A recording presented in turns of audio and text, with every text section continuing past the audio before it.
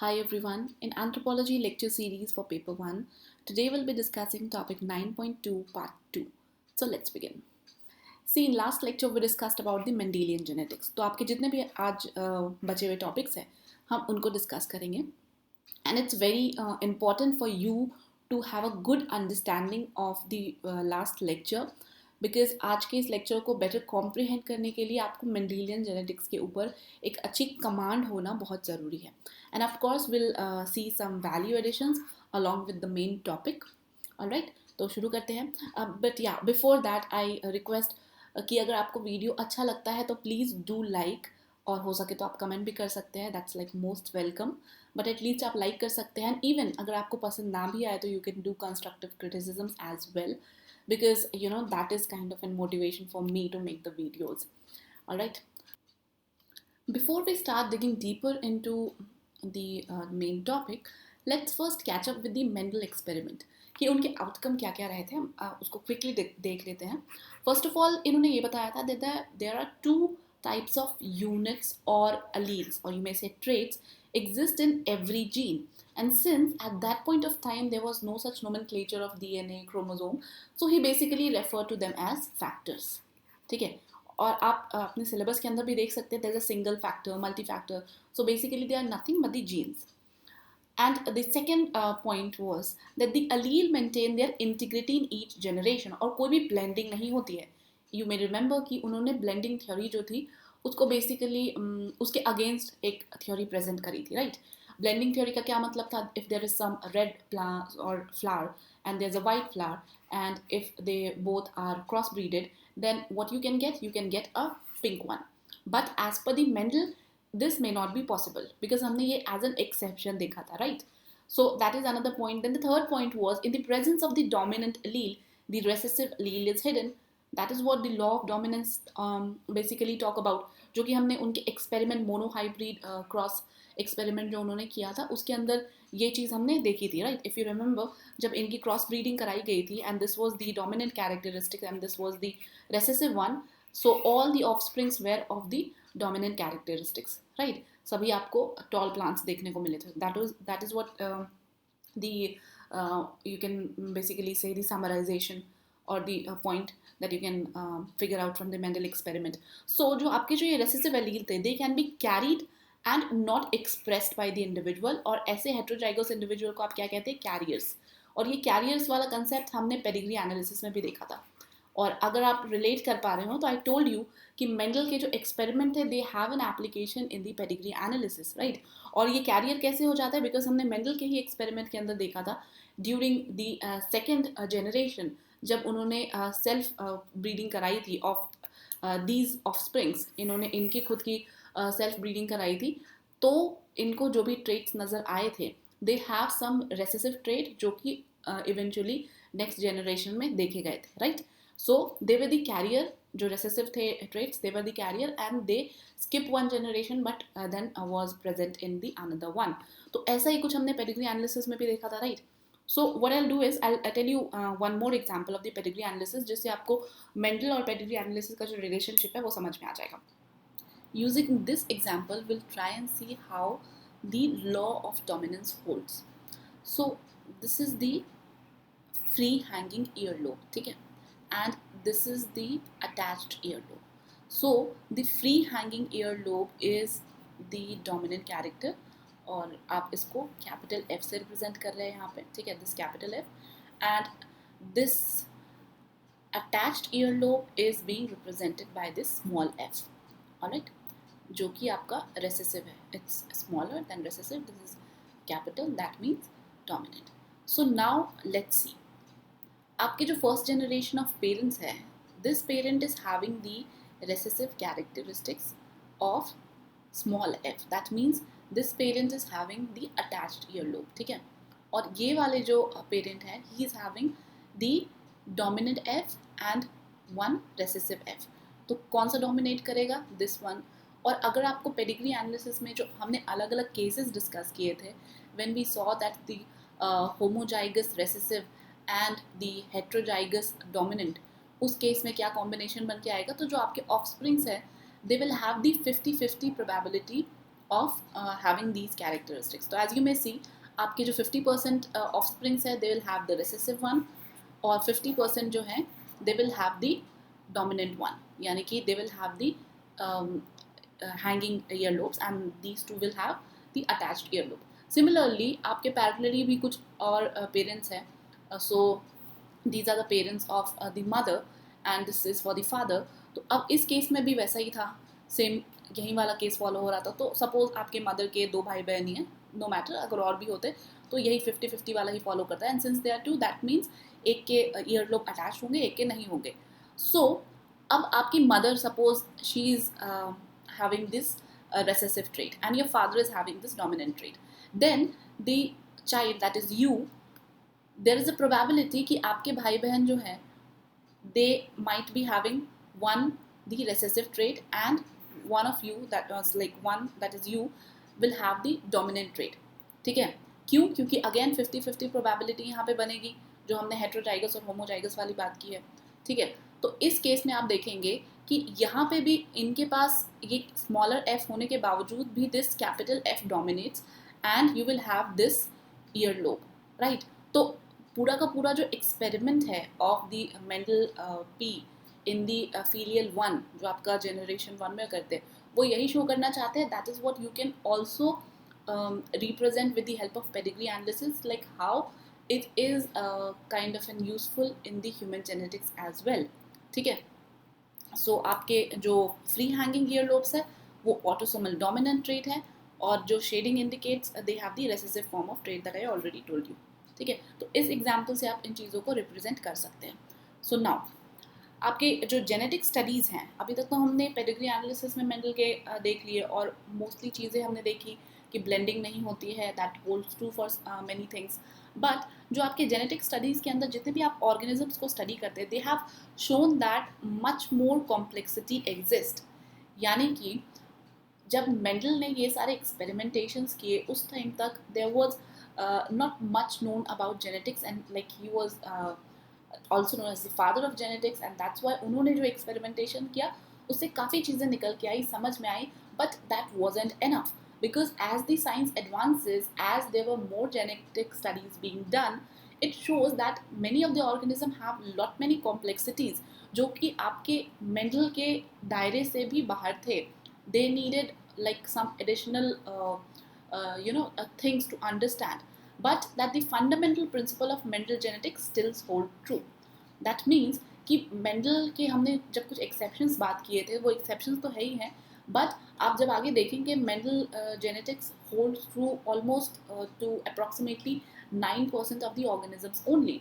Although उसके अंदर आपके ह्यूमंस भी आते हैं, बहुत सारे जो ऑर्गेनिजम्स होते हैं वो कवर होते हैं, बट इवन तो that's not enough to study the entire genetics. ठीक है, इसीलिए आज के इस लेक्चर में हम like will take one more step in understanding more what lies beyond the Mendel genetics. I hope अभी आपको समझ आ रहा होगा that what this lecture is gonna have. So एक बार हम Mendelian traits को summarize कर लेते हैं.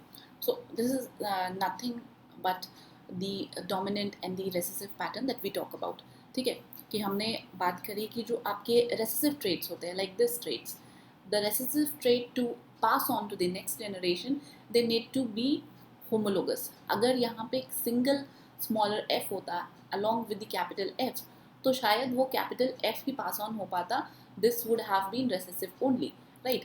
So आपके जो मेंडल की लॉ है वो भी यही कहती है ना कि recessive trait to pass on, the both alleles need to have the recessive pattern. और आपका डोमिनेंट पास ऑन करने के लिए तो एक भी डोमिनेंट हो तो भी चलेगा. और आपकी जो नेचुरल पॉपुलेशन है, as I already told you, like 9% of them shows these Mendelian inheritance, क्योंकि ये काफ़ी सिंपल है. तो इसमें आप जब बात कर रहे हैं that there are like 2 alleles on a single gene, लेकिन आप जब कॉम्प्लेक्सिटी की बात करते हैं आगे जब हम देखेंगे अलग अलग ट्रेट्स को, तो उसमें आप देखेंगे ये डोमिनेंट एंड रेसेसिव ट्रेट्स के अलावा भी और भी बहुत सारे फैक्टर्स होते हैं दैट कम्स इनटू पिक्चर. ठीक है, और आप मेंडेलियन ट्रेट का कुछ और भी एग्जाम्पल लिखना चाहते हैं तो you can right all these things, like window peak जो आप ये देख रहे हैं, इनके हेयर स्ट्रक्चर्स इस तरीके से, and this one is like very plain. उसी तरह से आप ये हिचकर थंब की बात करते हैं, ये भी आपको देखने को मिलेगा कि most of these are the dominant one, और जनरली ही आपको ये वाला रिसेसिव ट्रेट काफ़ी कम देखने को मिलता है लोगों में. So these are the things, these are the example of the Mendelian traits जो कि आप मेंशन कर सकते हैं along with the of course the pedigree analysis जो हमने देखा था. आप चाहे तो आप इनके भी पेडिग्री एनालिसिस बना सकते हैं. ठीक है, तो अभी तक चीज़ें क्लियर है कि हम सिंगल जीन की बात करें. Mendelian trait talks about all the single genes. So अब ये नॉन मेंडेलियन इनहेरिटेंस क्या होता है? तो सी आपकी मेंडेलियन ट्रेट क्या बोल रहा है कि सिंगल जीन सब कुछ कंट्रोल कर रहा है. ठीक है, टॉलर है तो टॉलर, शॉर्टर है तो शॉर्टर, और each gene has only 2 allele and there is a clear dominant और recessive relationship between the allele. तो ये काफ़ी एक सिंप्लिसिटी से के लिए आप बात कर रहे हैं जो कि वैलिड भी है to an extent, but there are lot more to know. ठीक है, क्यों? Because most of the genes do not meet this criteria. इतनी सिंप्लिसिटी को फॉलो नहीं करता है. बहुत सारी ऐसी चीज़ें हैं, आप एग्जाम्पल्स के तौर पे भी देखेंगे तो आपको पता चलेगी. ठीक है, सो अब बेसिकली ये नॉन मेंडेलियन इनहेरिटेंस पैटर्न्स होते क्या हैं? तो ऑफ कोर्स जो भी ट्रेट्स आपके मेंडल के लॉ के अकॉर्डिंग नहीं है, those are known as the non Mendelian pattern. अब ये कौन कौन से पैटर्न हो सकते हैं? हमने मेंडल के एक्सेप्शंस में भी देखा था, जैसे कि आपके कोडोमिनेंस, इनकम्प्लीट डोमिनेंस, ये सारी चीज़ें होती हैं. ठीक है, और भी बहुत सारे एग्जाम्पल्स होते हैं वो हम देखेंगे. And another one is the polygenic traits. Polygenic trait के अंदर आपके बहुत सारे जीन इन्वॉल्व होते हैं फॉर सम पर्टिकुलर ट्रेट्स. उसको भी आपको आगे डिटेल में पढ़ना है. तो this is all about the non Mendelian inheritance. ठीक है, नाउ टू अंडरस्टैंड वेल जो भी हम आप सिंगल फैक्टर, मल्टीपल फैक्टर, इन सब चीज़ों के बारे में बात करेंगे, तो ये सारी चीज़ें कहाँ से निकल के आई हमें अब वो जानना ज़रूरी है. सो टू अंडरस्टैंड दैट, 2 टाइप के आप इनहेरिटेंस को डिवाइड कर सकते हैं. सो माइंड इट, ये इनहेरिटेंस कोई साइंटिफिक डिवीजन नहीं है. This is mostly for the study purpose. आप कह सकते हैं कि जो क्वालिटेटिव इनहेरिटेंस होती है और जो क्वांटिटेटिव इनहेरिटेंस होती है, उनमें आप वही मेंडेलियन और नॉन मेंडेलियन वाला ही डिफरेंस देखेंगे. अब ये क्वालिटेटिव इनहेरिटेंस क्या होती है? इस टाइप के इनहेरिटेंस में आपके सिंगल डोमिनेंट जीन होते हैं. Same with the Mendelian trait. Mendelian trait भी तो यही कह रहा है कि एक सिंगल जीन डोमिनेट करता है और वही आपके कंप्लीट ट्रेट को इन्फ्लुएंस करता है.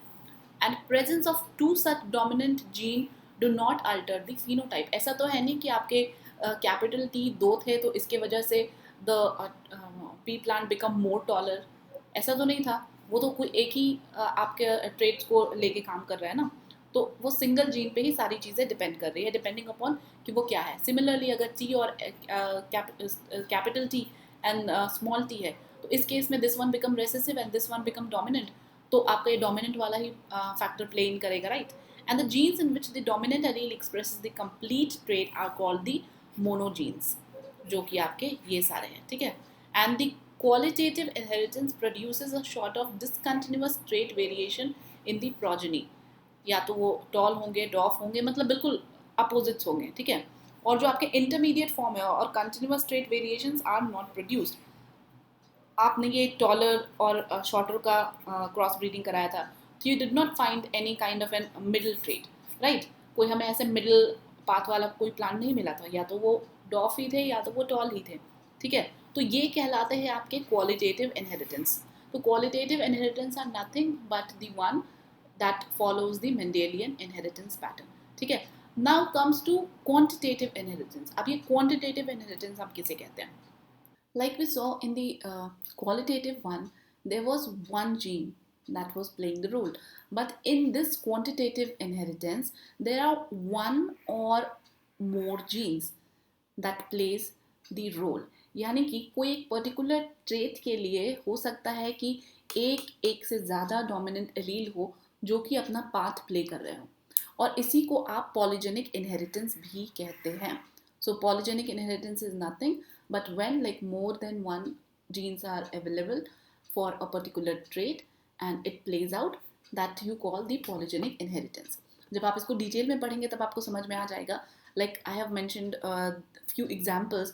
जो आपके wheat kernel का कलर होता है, you might have seen, वो भी अलग अलग होता है. even the human height, eye color, बहुत सारी ऐसी चीज़ें हैं, skin color, ये सारी चीज़ें आपकी polygenic inheritance से होती है. We will see all these with the example, तब आपको ये समझ में आ जाएगा. ठीक है, so if you have to summarize कि आपके इनहेरिटेंस क्वालिटेटिव और क्वांटिटेटिव कौन कौन से होते हैं? क्वालिटेटिव के अंदर सिंगल डोमिनेंट जीन होता है जो आपके पूरे कंप्लीट ट्रेट को इन्फ्लुएंस करता है। इंटरमीडिएट फॉर्म्स नहीं होते हैं इसके अंदर, और इसे आप मोनोजेनिक इनहेरिटेंस भी कहते हैं। देन क्वांटिटेटिव इनहेरिटेंस क्या होता है? Full trait is shown when all the dominant alleles are present, यानी कि मोर देन वन एलील्स आपके इसमें प्रेजेंट होंगे, हो सकता है, and each dominant allele expresses a part or unit of the trait. Intermediate forms are produce, यानी कि आपको यहाँ पे इंटरमीडिएट देखने को मिलेगा, मिक्सिंग हो सकती है, देखने को मिले, बीच बीच के आपको कैरेक्टरिस्टिक्स देखने को मिल सकते हैं, and it is termed as the polygenic inheritance. Like Mendel did studies for the monogenic inheritance, or you can say the qualitative inheritance. उसी तरीके से quantitative के ऊपर भी काफ़ी सारे research और experiments हो रखे थे. As you may say, कुछ scientists ने tobacco के ऊपर किया था. Then there was F. Galton who did studies on the height and intelligence of the human being.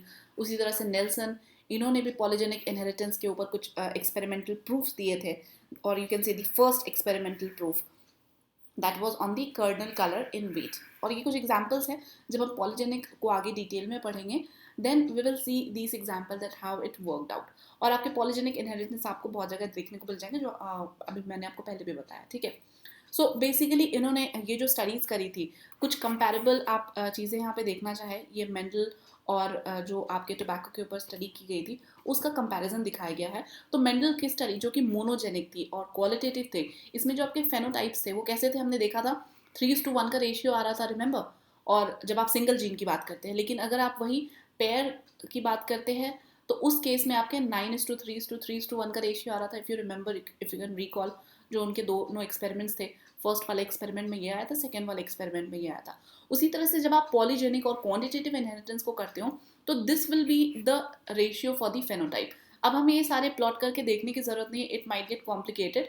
बस आप यहाँ अपने रेफरेंस पर्पज से देख सकते हैं कि आपके पेयर्स में किस तरीके का बदलाव आता है, ठीक है. और इसमें आपके इंटरमीडिएट टाइप्स भी फॉर्म होते हैं.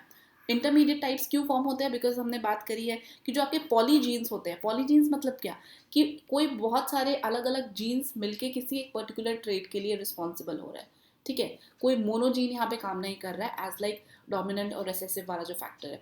आई होप कंफ्यूजन आपको नहीं हो रहा होगा, हो भी रहा होगा तो don't worry, that's very obvious, क्योंकि एक ही चीज़ आप बार बार करते हो तो हो जाता है थोड़ा बहुत. आई ऑल्सो गेट कन्फ्यूज, ठीक है. सो मेंडल की जब बात करें और आपके टोबैको की जो स्टडी हुई थी, इनमें दोनों में आप कंपैरिजन करके देख सकते हैं. F1 में जो डोमिनेंट हमें देखा गया था, टॉल मिले थे पी प्लांट्स, और आपके F2 के अंदर रेसेसिव और डोमिनेंट दोनों ही थे उसके अंदर, ठीक है.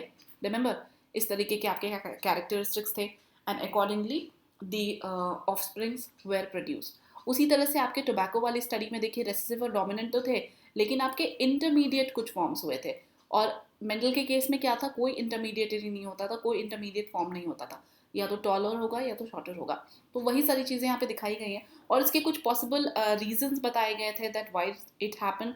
तो it was due to the duplication of chromosome part, और आपके इंक्रीज इन क्रोमोसोम नंबर की वजह से भी ऐसी कुछ चीज़ें हो सकती हैं. Mutation producing genes having similar effect. तो ये कुछ पॉसिबल रीजंस है, although nobody is gonna ask you about this. Now अब हम मेंडेलियन इनहेरिटेंस पैटर्न के बारे में पढ़ते हैं. तो सी, हम सिंगल फैक्टर, मल्टी फैक्टर और जितनी भी सारी आपकी चीज़ें हैं, इनको दो पार्ट्स में डिवाइड करेंगे.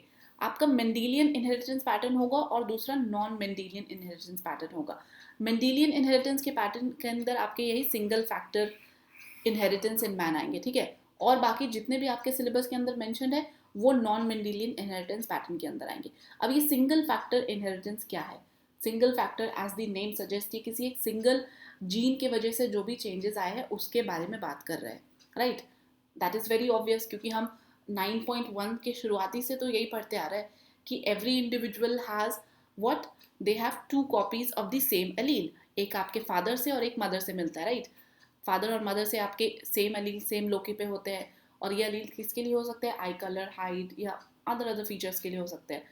And are referred to as the homozygous for that allele. Individuals that have copies of different allele are known as heterozygous for that allele. Right? हमने ये homozygous, heterozygous, ये सारी चीज़ आई डोंट थिंक आपको दोबारा से recall कराने की ज़रूरत है. तो सिंगल फैक्टर उसी की बात कर रहा है.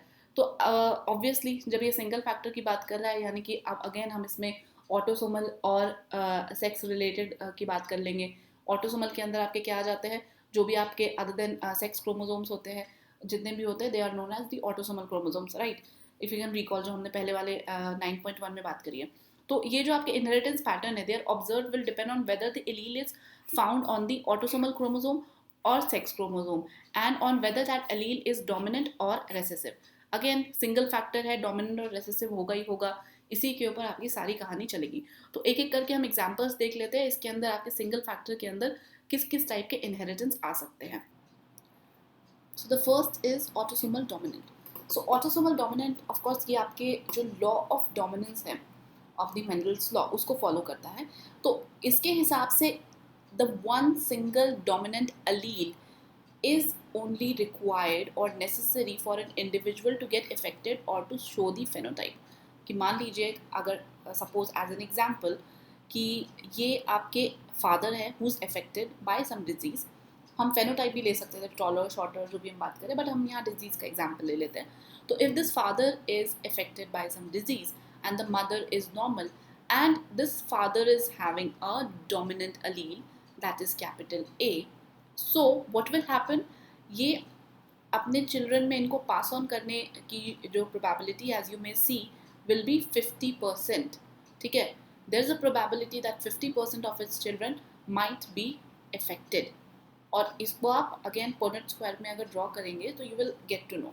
और सिंस ये ऑटोसोमल डोमिनेंट है और ये आपके नॉन सेक्स क्रोमोसोम से रिलेटेड है, तो मेल और फीमेल इक्वली इफेक्ट हो सकते हैं इससे, डिपेंडिंग अपॉन कि इनके बच्चे मेल है फीमेल है कितने हैं, वो सारी चीज़ें डिपेंड करेंगी। बट अगर आप ये पॉसिबल केस सिनेरियो में लें तो you may consider that this is a girl, this is a boy, this is a boy and this is a girl. तो यानी कि एक बॉय और एक गर्ल इन्फेक्टेड है और 50% of their children and they have 4 children and out of those 4 like 2 of them are affected। ठीक है, तो ये आपके ऑटोसोमल डोमिनेंट हो गए और ये हमने डोमिनेंट वाला तो पहले भी पढ़ा हुआ था, तो there is no issue with this.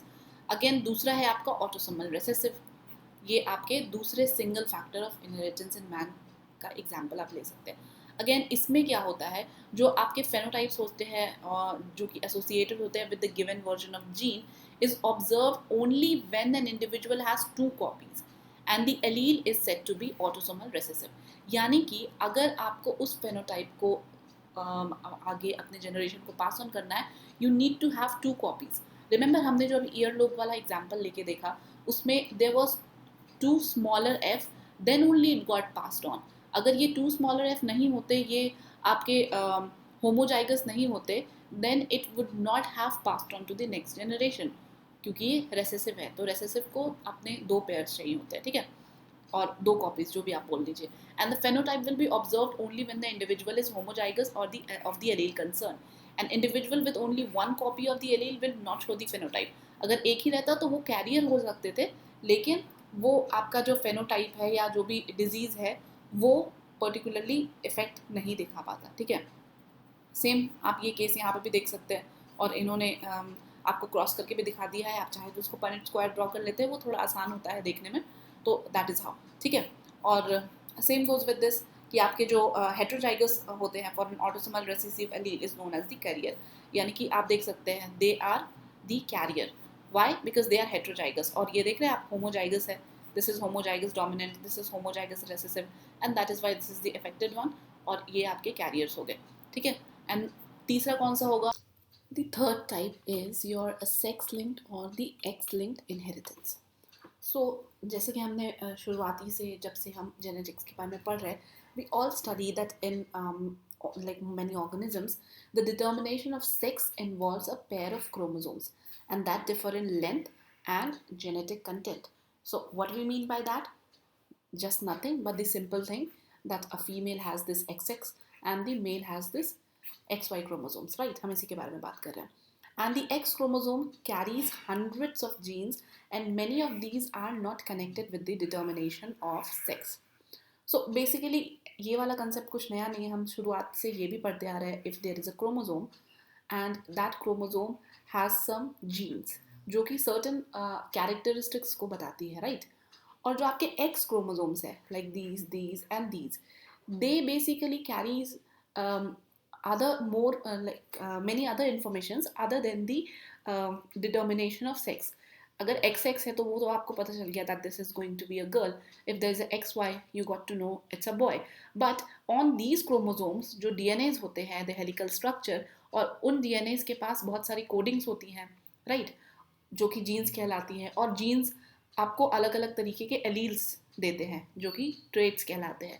यहाँ तक तो चीज़ें क्लियर है. तो बेसिकली जो भी आपके ट्रेट्स और सारी चीज़ें होती है they are related to the X chromosomes, ठीक है, other than the determination of sex. यहाँ तक चीज़ें क्लियर होनी चाहिए. और जो आपका वाई, स्मॉलर वाई क्रोमोसोम है, it contain a number of genes responsible for the initiation and maintenance of the maleness, but it lack copies of most of the gene that are found in the X chromosome. तो ये कुछ basics हैं जो हम फिर से revise कर रहे हैं, सो दैट जिनको पहले नहीं समझ में आया ये या फिर उनको कोई कंफ्यूजन हो रहा तो उनके लिए क्लियर आउट हो जाए. और why it is saying that the smaller Y chromosome, because we have seen in the human karyotype, जहाँ पे आपका एक्स वाई क्रोमोसोम जब भी शो किया होता है तो you will generally see it this is the X and this is the Y. Y आपका एक्स से हमेशा छोटा ही दिखेगा, ठीक है. तो ये कुछ बेसिक चीज़ है that you need to know. और इसकी वजह से क्या होता है, जो आपके जीन लोकेटेड होते हैं एक्स क्रोमोसोम पे display characteristics pattern of inheritance refer to as the sex linked और द एक्स लिंकेजेस, ठीक है. So this basically define why you say X-linked inheritance, not the Y. और जो फीमेल है they have the XX and the 2 copies of each gene on the X chromosome, so they can be heterozygous or homozygous for a given allele. So what do you mean by heterozygous and homozygous? Same को हम होमो कहते हैं and different को हम hetero कहते हैं. And what same and different we are talking about gene, कि अगर सेम जीन होगा तो दैट विल बी होमोजाइगस, अगर डिफरेंट जीन होगा तो that will be heterozygous. You can understand very well with this example कि आपके इसी पर्टिकुलर लोकेशन पे सिमिलर पोजिशन पे आपको दूसरे वाले क्रोमोसोम में भी अगर जो जीन्स मिलते हैं so they will be homozygous if they are same and located on the same loci. But if they are located on the same loci but they are different, as you may see कि ये color different है, ठीक है, that means it signifies कि आपके दो different genes है, so those will be heterozygous, ठीक है. और जो आपके XY वाले होते हैं यानी कि जो मेल वाले होते हैं will expresses all the alleles present in the single X chromosomes that they receive from the mother, and the concepts such as the dominant or recessive are irrelevant. हमने ये भी देखा था दैट आप हेट्रोजाइगस और होमोजाइगस तो कहते हो in terms of X and X X, but in terms of X Y we call it hemizygous, ठीक है, क्योंकि इसमें आपके एक ही अलील होता है. आपका जो एक्स होगा आपको सारे जो डिफरेंट डिफरेंट अलील्स जीन है वो एक्स पे ही देखने को मिलेंगे, ठीक है. यहाँ तक चीज़ें क्लियर है, कोई कन्फ्यूजन नहीं है. Now moving on to the next thing, और ये कुछ examples I have mention out here कि आपके इस एक्स लिंक्ड इनहेरिटेंस की वजह से क्या क्या डिसऑर्डर्स हो सकते हैं. बेसिकली आपका सिंगल लिंक्ड जो फैक्टर है उनसे क्या क्या चीज़ें हो सकती हैं, ठीक है. आगे भी इसके एग्जांपल्स को हम देख लेंगे डिटेल में, बट अभी के लिए आप इतना जान लीजिए. Now let's try and have a look with the help of an example. So here the example is of the X linked और the dominant inheritance, X linked dominant inheritance. So basically इसका कहने का मतलब, अब यहाँ पे देखिए affected और अनअफेक्टेड मदर दिखाया गया है, तो ये आप डिजीज के लिए भी देख सकते हैं, आप कोई पर्टिकुलर ट्रेट के लिए भी देख सकते हैं. This example basically is linked to disease, but आपके ट्रेट्स के कंडीशन में भी वही होगा, ठीक है. आप blue eye, black eye, skin colour और उन किसी भी और चीज़ों के ऊपर देख सकते हैं, बट उसके लिए जनरली आपको पता होना चाहिए कौन सा डोमिनेंट है, कौन सा recessive and all those things. So that is why the example related to the disorder becomes quite easy to understand. So अब हम दो केस सिनेरियो लेते हैं. So in this first case scenario you see that there is a affected father and there is an unaffected mother. So what will happen for this affected father, इनके पास एक X है और एक Y chromosome है, and as we all know कि जितने भी आपके ट्रेट्स है और जो जीन्स है वो मोस्टली आपके X पे प्रेजेंट होंगे, क्योंकि Y आपका मेलनेस और इन सारी चीज़ों को डिफाइन कर रहा है. तो इनके पास एक ही जीन है, ठीक है, that is mutated, that means it has some disorder. So the mother is unaffected one, तो मदर के पास जो भी दोनों आपके जीन्स है दे आर अनअफेक्टेड, ठीक है. So what will happen, how in what ways they will pass on these traits to their children. So अगर इनकी डॉटर होती है, हाइपोथेटिकल सिनेरियो हम ले रहे हैं, अब दोनों भी डॉटर हो सकती हैं, एक सन एक डॉटर भी हो सकती है, दो सन भी हो सकते हैं. तो suppose in case if they have a daughter, तो डॉटर के पास क्या होगा, इनके पास तो दो एक्स चाहिए इनको. So this daughter will get any of these x from the mother and only this x from the father. यानी कि इनको जो एक्स मिलेगा डॉटर को वो म्यूटेटेड वाला ही होगा, दैट इज लाइक 110% श्योर. और ये जो सन है आपके, इनको तो एक्स क्रोमोजोम मिलना है अपनी मदर से और वाई ही अपने फादर से ले सकते हैं, एक्स तो ले नहीं सकते, तो he will become a girl, right? So that is why he receives this unaffected gene. So that is how you can see this girl will be affected but this boy will be unaffected. ठीक है, अब दूसरा example लेके देखते हैं. इस case में father affected थे, यहाँ पे फादर अनइफेक्टेड है and the mother is affected. So now what can happen कि आपके फादर अनइफेक्टेड है and he has this X Y and the mother is affected, जिसमें से आपका एक एक्स जो है वो इफेक्टेड है. मान लीजिए ये जो आपका स्काई ब्लू कलर है, this is the affected one. So now when they will pass on the traits to their children, again आप चिल्ड्रन कोई भी एज्यूम कर सकते हैं, तो हम कुछ केसेस यहाँ पे लेके देख लेते हैं. That if this father pass on this X to this daughter, ठीक है, and this mother pass on this X which is unaffected to this daughter, तो इनके पास दोनों एक्स है जो कि अनइफेक्टेड है. ठीक है, नाउ अब इस सन के पास यहाँ से एक वाई आया जो कि अनइफेक्टेड है और मदर से भी जो अनइफेक्टेड वाला एक्स है वो आया, so that he becomes unaffected also. Then mother के पास से आपका एक इफेक्टेड वाला एक्स आया और फादर के पास से एक अनइफेक्टेड वाला. Even though this is a dominant trait की हम बात कर रहे हैं, तो आपकी ये वाली डॉटर इफेक्टेड हो जाएगी. सिमिलरली इस सन के पास भी जो ये इफेक्टेड वाला है अगर वो आएगा, तो since this is the dominant, आपका ये सन भी इफेक्टेड हो जाएगा. ठीक है, सो यहाँ तक चीज़ें क्लियर है. अब हम एक्स लिंक्ड रिसेसिव ट्रेट की बात कर लेते हैं. एक्स लिंक्ड रिसेसिव ट्रेट की अगर हम बात करें तो इसमें आप देख सकते हैं यहाँ पे फादर इफेक्टेड है और जो मदर है शी इज अनइफेक्टेड. ठीक है, तो अब हम क्या बात करें, उस टाइम पे हम डोमिनेंट की बात कर रहे थे और इस टाइम पे हम रेसेसिव ट्रेट की बात कर रहे हैं. तो रेसेसिव ट्रेट में अगर आपके मान लीजिए ये जो फादर है he is having these mutated gene, और चूंकि ये जो ट्रेट है वो रेसेसिव है, तो ये अपनी डॉटर को पास ऑन तो करेंगे but the daughter will not get affected. She can remain a carrier but unaffected. ठीक है, और सन के पास तो ये जो नॉर्मल वाला वाई है वही जा रहा है और मदर के तो दोनों ही जीन्स नॉर्मल है. तो इन केस में क्या हो जाएगा, अनइफेक्टेड तो इनके दोनों ही चिल्ड्रन होंगे, लेकिन जो डॉटर है इस केस में she will be the carrier. ठीक है, यही सारी चीज़ें हमने पेडिग्री एनालिसिस में भी पढ़ी थी, हम कुछ नया नहीं देख रहे हैं यहाँ पे.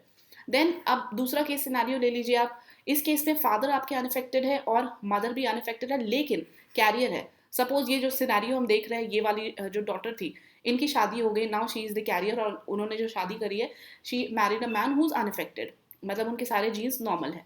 तो इन केसेस में क्या होगा, इन केसेस में अगर आप अलग अलग केस को ड्रॉ करके देखेंगे तो दिस इज अ डॉटर, तो मान लीजिए इस डॉटर ने ये वाला एक्स यहाँ से लिया और ये अनइफेक्टेड वाला यहाँ से लिया.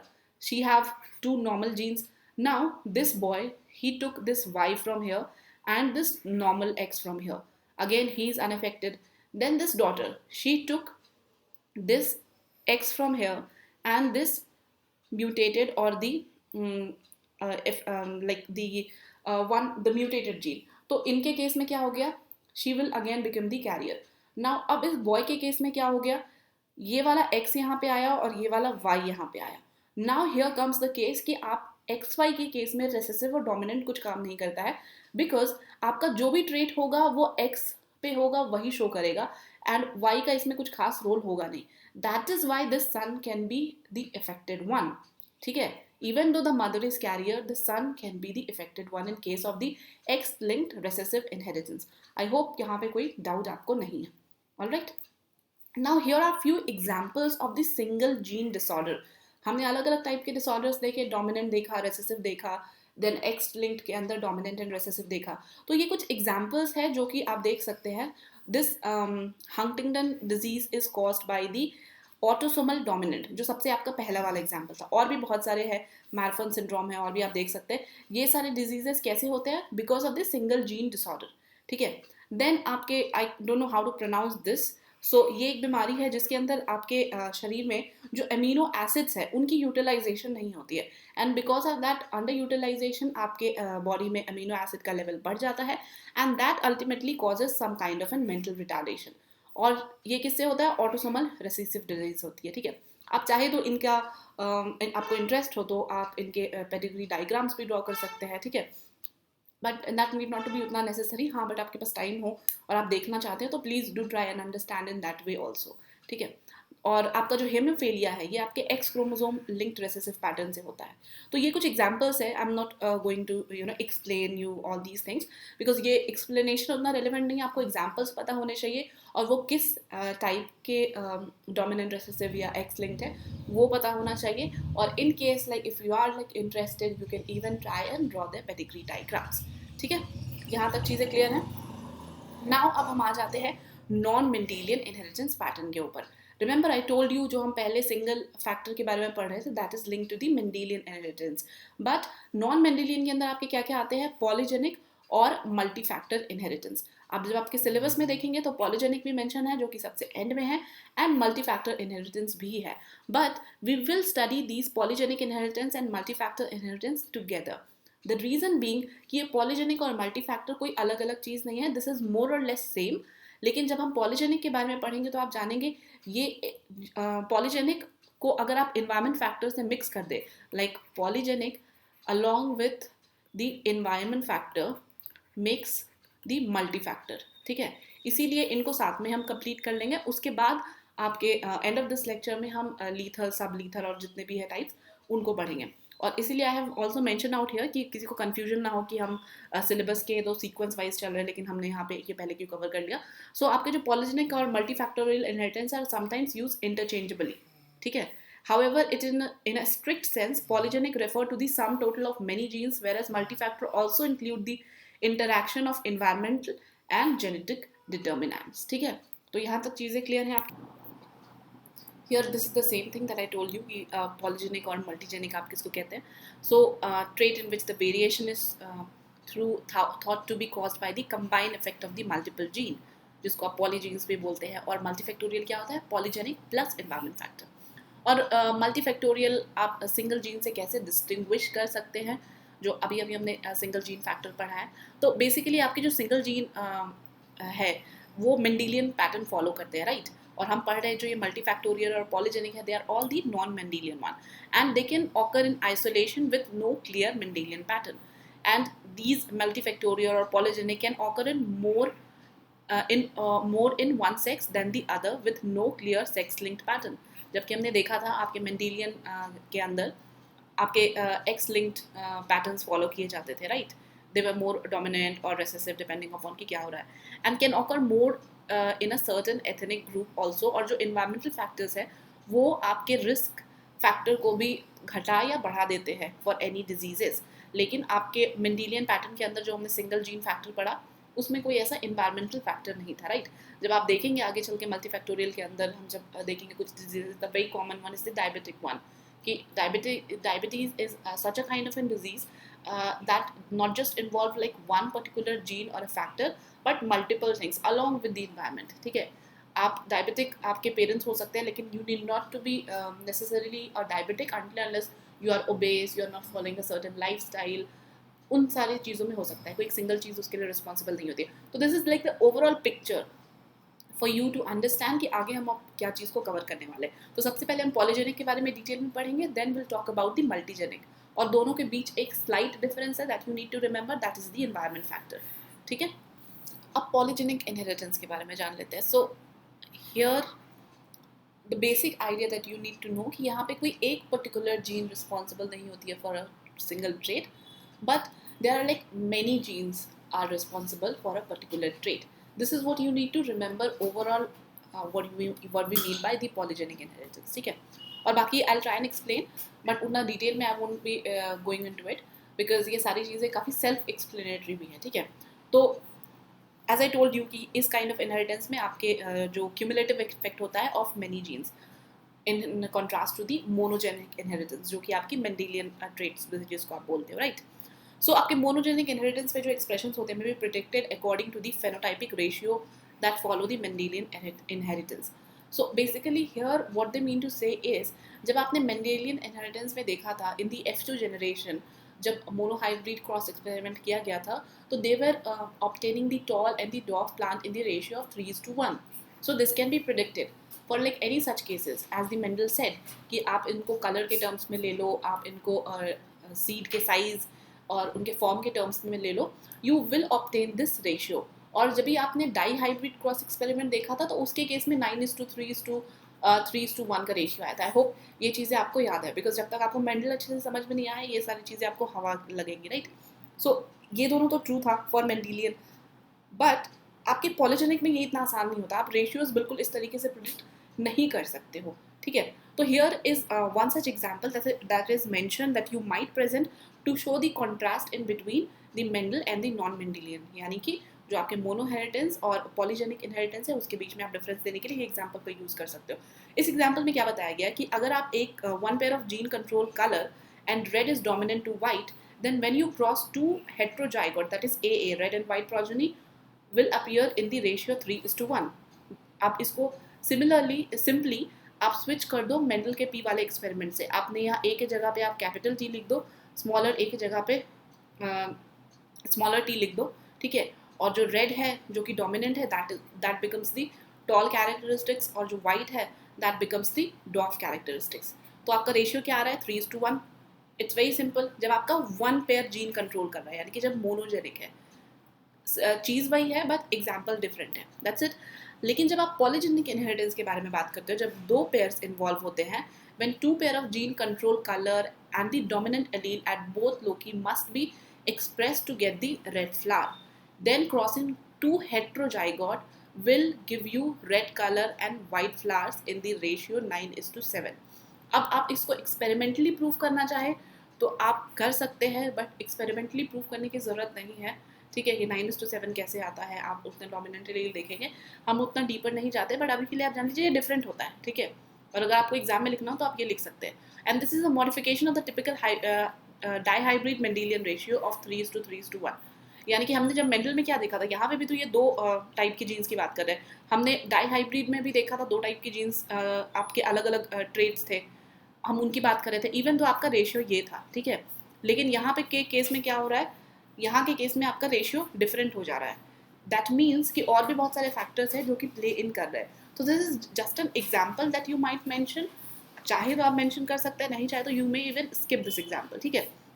अब डेफिनेशन के तौर पे आप पॉलीजेनिक के लिए क्या लिख सकते हैं, वही जो हमने अभी तक समझा है। सिंपल टर्म्स में इट इम्प्लाइज द कैरेक्टर और the phenotypic trait which is regulated by more than one gene. Phenotypic trait की हम बात करें, इतना ध्यान रखिएगा, ठीक है। फेनोटाइप द ऑब्जर्वेबल कैरेक्टरिस्टिक्स, और बायोलॉजी में it refers to at the quantitative inheritance. हमने पहले क्वालिटेटिव और क्वांटिटेटिव के अंदर डिविजन कर लिया है, तो you need not to worry about that, wherein two or more independent genes additively affect a single phenotypic trait. और ये सिंगल फेनोटाइपिक ट्रेट्स कोई भी हो सकते हैं, ठीक है। वो हाइट भी हो सकती है आपकी, वो आपका स्किन कलर भी हो सकता है, वो आपका आई कलर भी हो सकता है, there can be so many things. And in a way polygenic inheritance is a multiple factor inheritance और मल्टीपल जीन इनहेरिटेंस। कुछ कैरेक्टरिस्टिक्स है of the polygenic inheritance that you can write. So they are the continuous variation, they cause continuous variation in the phenotype of a trait. So continuous variation से हमारा क्या मतलब है? So if you can remember, जब हम monogenic inheritance की बात करते हैं तो there like the pea plants could be either taller और द डॉफ वन, उनका अपने लाइफ टाइम में कोई और दूसरा चेंजेस नहीं आने वाला है। If it is shorter one it will remain to be that. लेकिन आपके पॉलीजेनिक इनहेरिटेंस के अंदर क्या होता है, कुछ स्लाइट चेंजेस आते रहते हैं, ठीक है। मतलब बहुत ड्रास्टिकली भी नहीं आते, बट या it can change as per the like time and the environment, और जो बहुत सारे other genetic factors role play करते हैं, ठीक है। So the polygenic inheritance pattern is difficult to predict and is highly complex. आपके मेंडेलियन characteristics और trait जितने easy होते हैं आप बता सकते हैं, तो उतना इनके केस में पॉसिबल नहीं होता। यही सारी चीज़ हम जब से पॉलीजेनिक के बारे में जान रहे हैं, हम ये पढ़ रहे हैं, but just to express it in a form of answer writing I have presented it.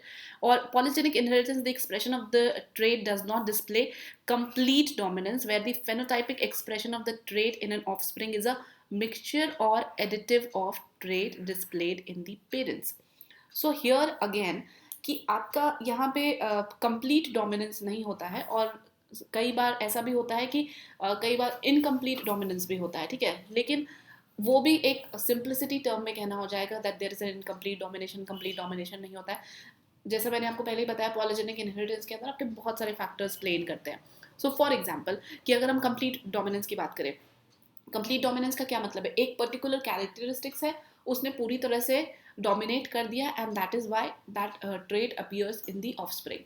और जब आप इनकम्प्लीट डोमिनेशन की बात करते हैं, जो हमने एग्जाम्पल में देखा था in the exception of Mendelian traits, that if there is a flower, जो आपका वही famous example, red flower along with the white flower gives you the pink flower. तो इन केस में क्या हुआ था, इनकम्प्लीट डोमिनेंस हुआ था, राइट, कि पूरी तरह से रेड डोमिनेट नहीं कर पाया, that is why you obtain something like in the pinkish colour. और जो जीन्स होते हैं, पॉलीजीन किसको कहते हैं वो तो आपको पता ही है, और पॉलीजीन आपके बहुत इंपॉर्टेंट रोल प्ले करते हैं in the polygenetic inheritance. The gene involved in the polygenetic inheritance is either contributing, or you can say active, or non-contributing. There are no genes as dominant or masked gene. आप उसको recessive भी बोल सकते हैं। तो polygenic के case में आपको वो dominant और recessive नहीं होता है। That is one point that you need to remember. और आप इन्हीं points को use करके somewhat like if you may ask to differentiate in between the polygenic inheritance और monogenic inheritance. So आपको simply Mendelian के जो कैरेक्टरिस्टिक्स थे उनको लिखना है, और पॉलीजेनिक इनहेरिटेंस जो भी हम पढ़ रहे हैं उनको लिखना है और डिफरेंशिएट करना है, ठीक है। एक ही चीज़ के बहुत अनेकों नाम हैं, दैट्स इट। नाउ अब हम कुछ एग्जांपल्स के हेल्प से समझेंगे ना, तो आपको चीज़ें ये ज़्यादा क्लियरली समझ में आएंगी, आई गेस। सो एग्जांपल्स आपके क्या क्या हो सकते हैं, आपका human hair colour, height, skin colour, blood pressure, intelligence, autistic level, longevity, आप कितने साल जियोगे, ये सारी चीज़ें आपके पॉलीजेनिक इनहेरिटेंस के अंदर आती है, यानी कि बहुत सारे जीन्स रोल प्ले इन करते हैं टू टेल यू दिस, ठीक है। Then the polygenic inheritance is controlled by two types of allele, contributing और नॉन कॉन्ट्रीब्यूटिंग, जो कि आप एक्टिव जो हमने यहाँ पे बात की थी, एक्टिव एलील्स, और नॉन कॉन्ट्रीब्यूटिंग नल एलील्स जिसको आप कहते हैं, ठीक है। So this is all about the theoretical part of it.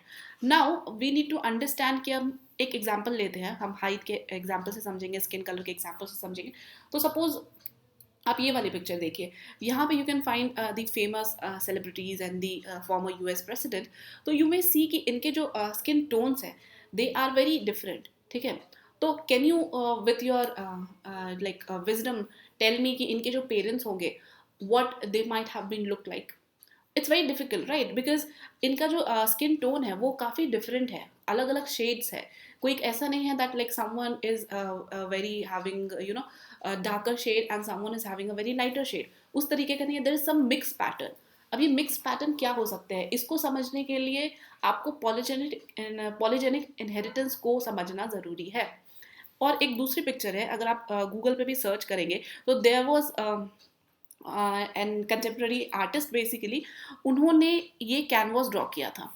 Can you guess what does this canvas represent? So this canvas basically represents like different shades of human skin color, and there are more than 275, or if I am wrong, like 250 plus at least 250 plus आपके skin tones होते हैं। तो can you imagine, तो can you say जो Mendel ने बात करी कि okay there is a parent, one is having the fair complexion, another one is dusky, so जो भी डोमिनेंट होगा उसके जो आपके ऑफस्प्रिंग है वो उस कलर का स्किन टोन ले लेंगे, ठीक है। तो ये तो एक बहुत इजी इंटरप्रिटेशन हो गया, लेकिन इतना इजी होता नहीं है, because as you may see like 250 plus की भी अगर आप बात करें, इतने सारे स्किन टोन्स, और इतने सारे स्किन टोन्स अगर आप किसी को देखना चाहते हैं कि वो किस स्किन टोन का है क्या है, तो कॉम्प्लेक्सिटी कितनी ज़्यादा होगी, and that is when the polygenic inheritance comes into picture. अब इसको आप दूसरा एक और एग्जाम्पल से समझने की कोशिश कीजिए, जिनको समझ में नहीं आ रहा हो अभी तक हम क्या कह रहे हैं। अगर मान लीजिए हम स्किन कलर की बात करें, so let's take two skin colour जो जनरल होता है, वन एक एक्सट्रीम और दूसरा एक्सट्रीम। एक एक्सट्रीम क्या होता है, द फेयर कॉम्प्लेक्शन और द लाइटर कॉम्प्लेक्शन जिसको आप बोल सकते हैं, another one is the darker one, ठीक है। आप इसको लाइटर बोल लीजिए और इसको डार्कर बोल लीजिए। सो अगर हम मेंडेलियन ट्रेट के हिसाब से चले, तो if suppose the lighter colour is the dominant, if suppose कोई भी हो सकता है dominant, so the offspring will have this skin tone. If the darker one is the dominant, then the offspring will have this particular trait. If none of these is dominant, अगर आपके कोई बीच बीच का आता है, लाइक इनकम्प्लीट डोमिनेंस शो करता है, ठीक है, तो उस केस में क्या होगा, मिड पाथ हो जाएगा। लाइक जो आपके लाइक ऑफस्प्रिंग्स होंगे इन दोनों के, the offspring will have some mix characteristics. तो आपके यही तीन पॉसिबिलिटीज होती है, 1, 2 and 3, इसके अलावा तो कुछ हो ही नहीं सकता, लेकिन reality is very different than this, right. तो अब हम एग्जाम्पल से देखते हैं। Since this is a polygenic inheritance, that means आपके जो नंबर ऑफ जीन्स है they are more than one, right. So आपकी जो ह्यूमन स्किन कलर है और पिगमेंटेशन जो आप बोल रहे हैं, human skin colour and pigmentation, इनके लिए mostly like 3 to 4 genes are responsible as per the scientific community if you consider. So what we will try and consider is, हम 3 मान के चलते हैं. Consider like there are 3 genes which are responsible for human skin color or pigmentation, and consider 3 gene pair as AA, BB and CC. ये कुछ नहीं है, ये आपने जो मेंटल वाला हमने एग्जाम्पल लिया था उसमें भी considered capital T and small t, capital T for the taller one and small t for the dwarf one. Similarly आप यहाँ पे जो कैपिटल जितने भी आप लेटर्स देख रहे हैं, क्योंकि हमने उस एग्जाम्पल में तो मोनोजेनिक ही लिया था, मेंडल ने अपने पी प्लांट एक्सपेरिमेंट में मोनोजेनिक जीन्स को लिया था, बट यहाँ पे चूँकि हम पॉलीजेनिक इनहेरिटेंस को स्टडी कर रहे हैं तो हम पॉली लेंगे. तो जहाँ आप एक ले रहे थे वही हम 3 चीज़ें करेंगे और कुछ नहीं है, एवरीथिंग रिमेन सेम. ठीक है. सो आपके जहाँ पे ये टॉलर को आप कैपिटल से रिप्रेजेंट कर रहे थे एंड डॉफ को आप स्मॉलर से रिप्रेजेंट कर रहे थे, यहाँ पे जो आपका ह्यूमन स्किन कलर है, हमने पिछले भी शायद किसी क्लास में बात की है दैट स्किन कलर आपके मोस्टली मेलेनिन के प्रोडक्शन के ऊपर डिपेंड करता है, राइट. मेलेनिन प्रोडक्शन जितना ज़्यादा होगा आपका स्किन कलर उतना डार्कर होगा, और मेलेनिन आप जितना कम प्रोड्यूस करेगी आपकी स्किन, उतनी आपकी स्किन लाइटर होगी, राइट. सो दैट शोज कि आपके जो ये कैपिटल लेटर्स है they are mostly responsible for the darker skin tone and the smaller letter are mostly responsible for the lighter skin tone. Now अब आप इसको पी प्लांट वाले एक्सपेरिमेंट के तरह हम रख के देखेंगे. सो वी विल सी कि क्या क्या इसके आउटकम्स निकल के आते हैं. ठीक है. सो डेफिनेटली जैसे पी प्लांट में आपके कैपिटल T स्मॉल t इनको आपस में क्रॉस ब्रीडिंग कराई गई थी, ठीक है, उसी तरीके से हम यहाँ पे भी करेंगे. रिमेंबर आपने वहाँ पे इनको क्रॉस ब्रीडिंग कराई थी, राइट. सो उसी तरह से यहाँ पे भी क्रॉस ब्रीडिंग कराई गई and this was the result. ठीक है. अब इस रिजल्ट में आगे सेल्फ फर्टिलाइजेशन फिर से कराई गई, यानी कि this becomes the F1 and this after self fertilization becomes the F2 and this is what the result was. आपको इस टाइप के फेनोटाइपिक ट्रेट्स देखने को मिले and I am pretty sure आपको ये अभी के लिए समझ में नहीं आ रहा होगा कि ये क्या लिखा हुआ है, क्यों लिखा हुआ है. तो now let's break it up. What I told you that there are 3 genes responsible. ठीक है. और हमने कौन कौन से अलग अलग पेयर्स देखे थे, ये सारे पेयर्स देखे थे. यानी कि जो आपकी स्किन कलर होगी वो कोई भी 3 जीन्स के अलग अलग कॉम्बिनेशन से बनी होगी, राइट.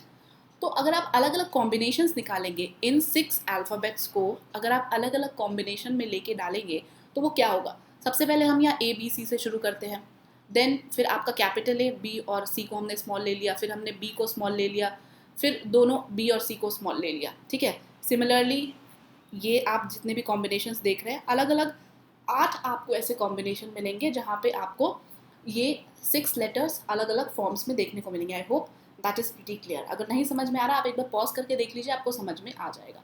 तो जो सारे हमने इधर लिए थे वही सारे हम इधर भी लेंगे, क्योंकि हम यहाँ क्या कर रहे हैं, सेल्फ फर्टिलाइजेशन कर रहे हैं. That means this one and this one remains to be similar. ठीक है.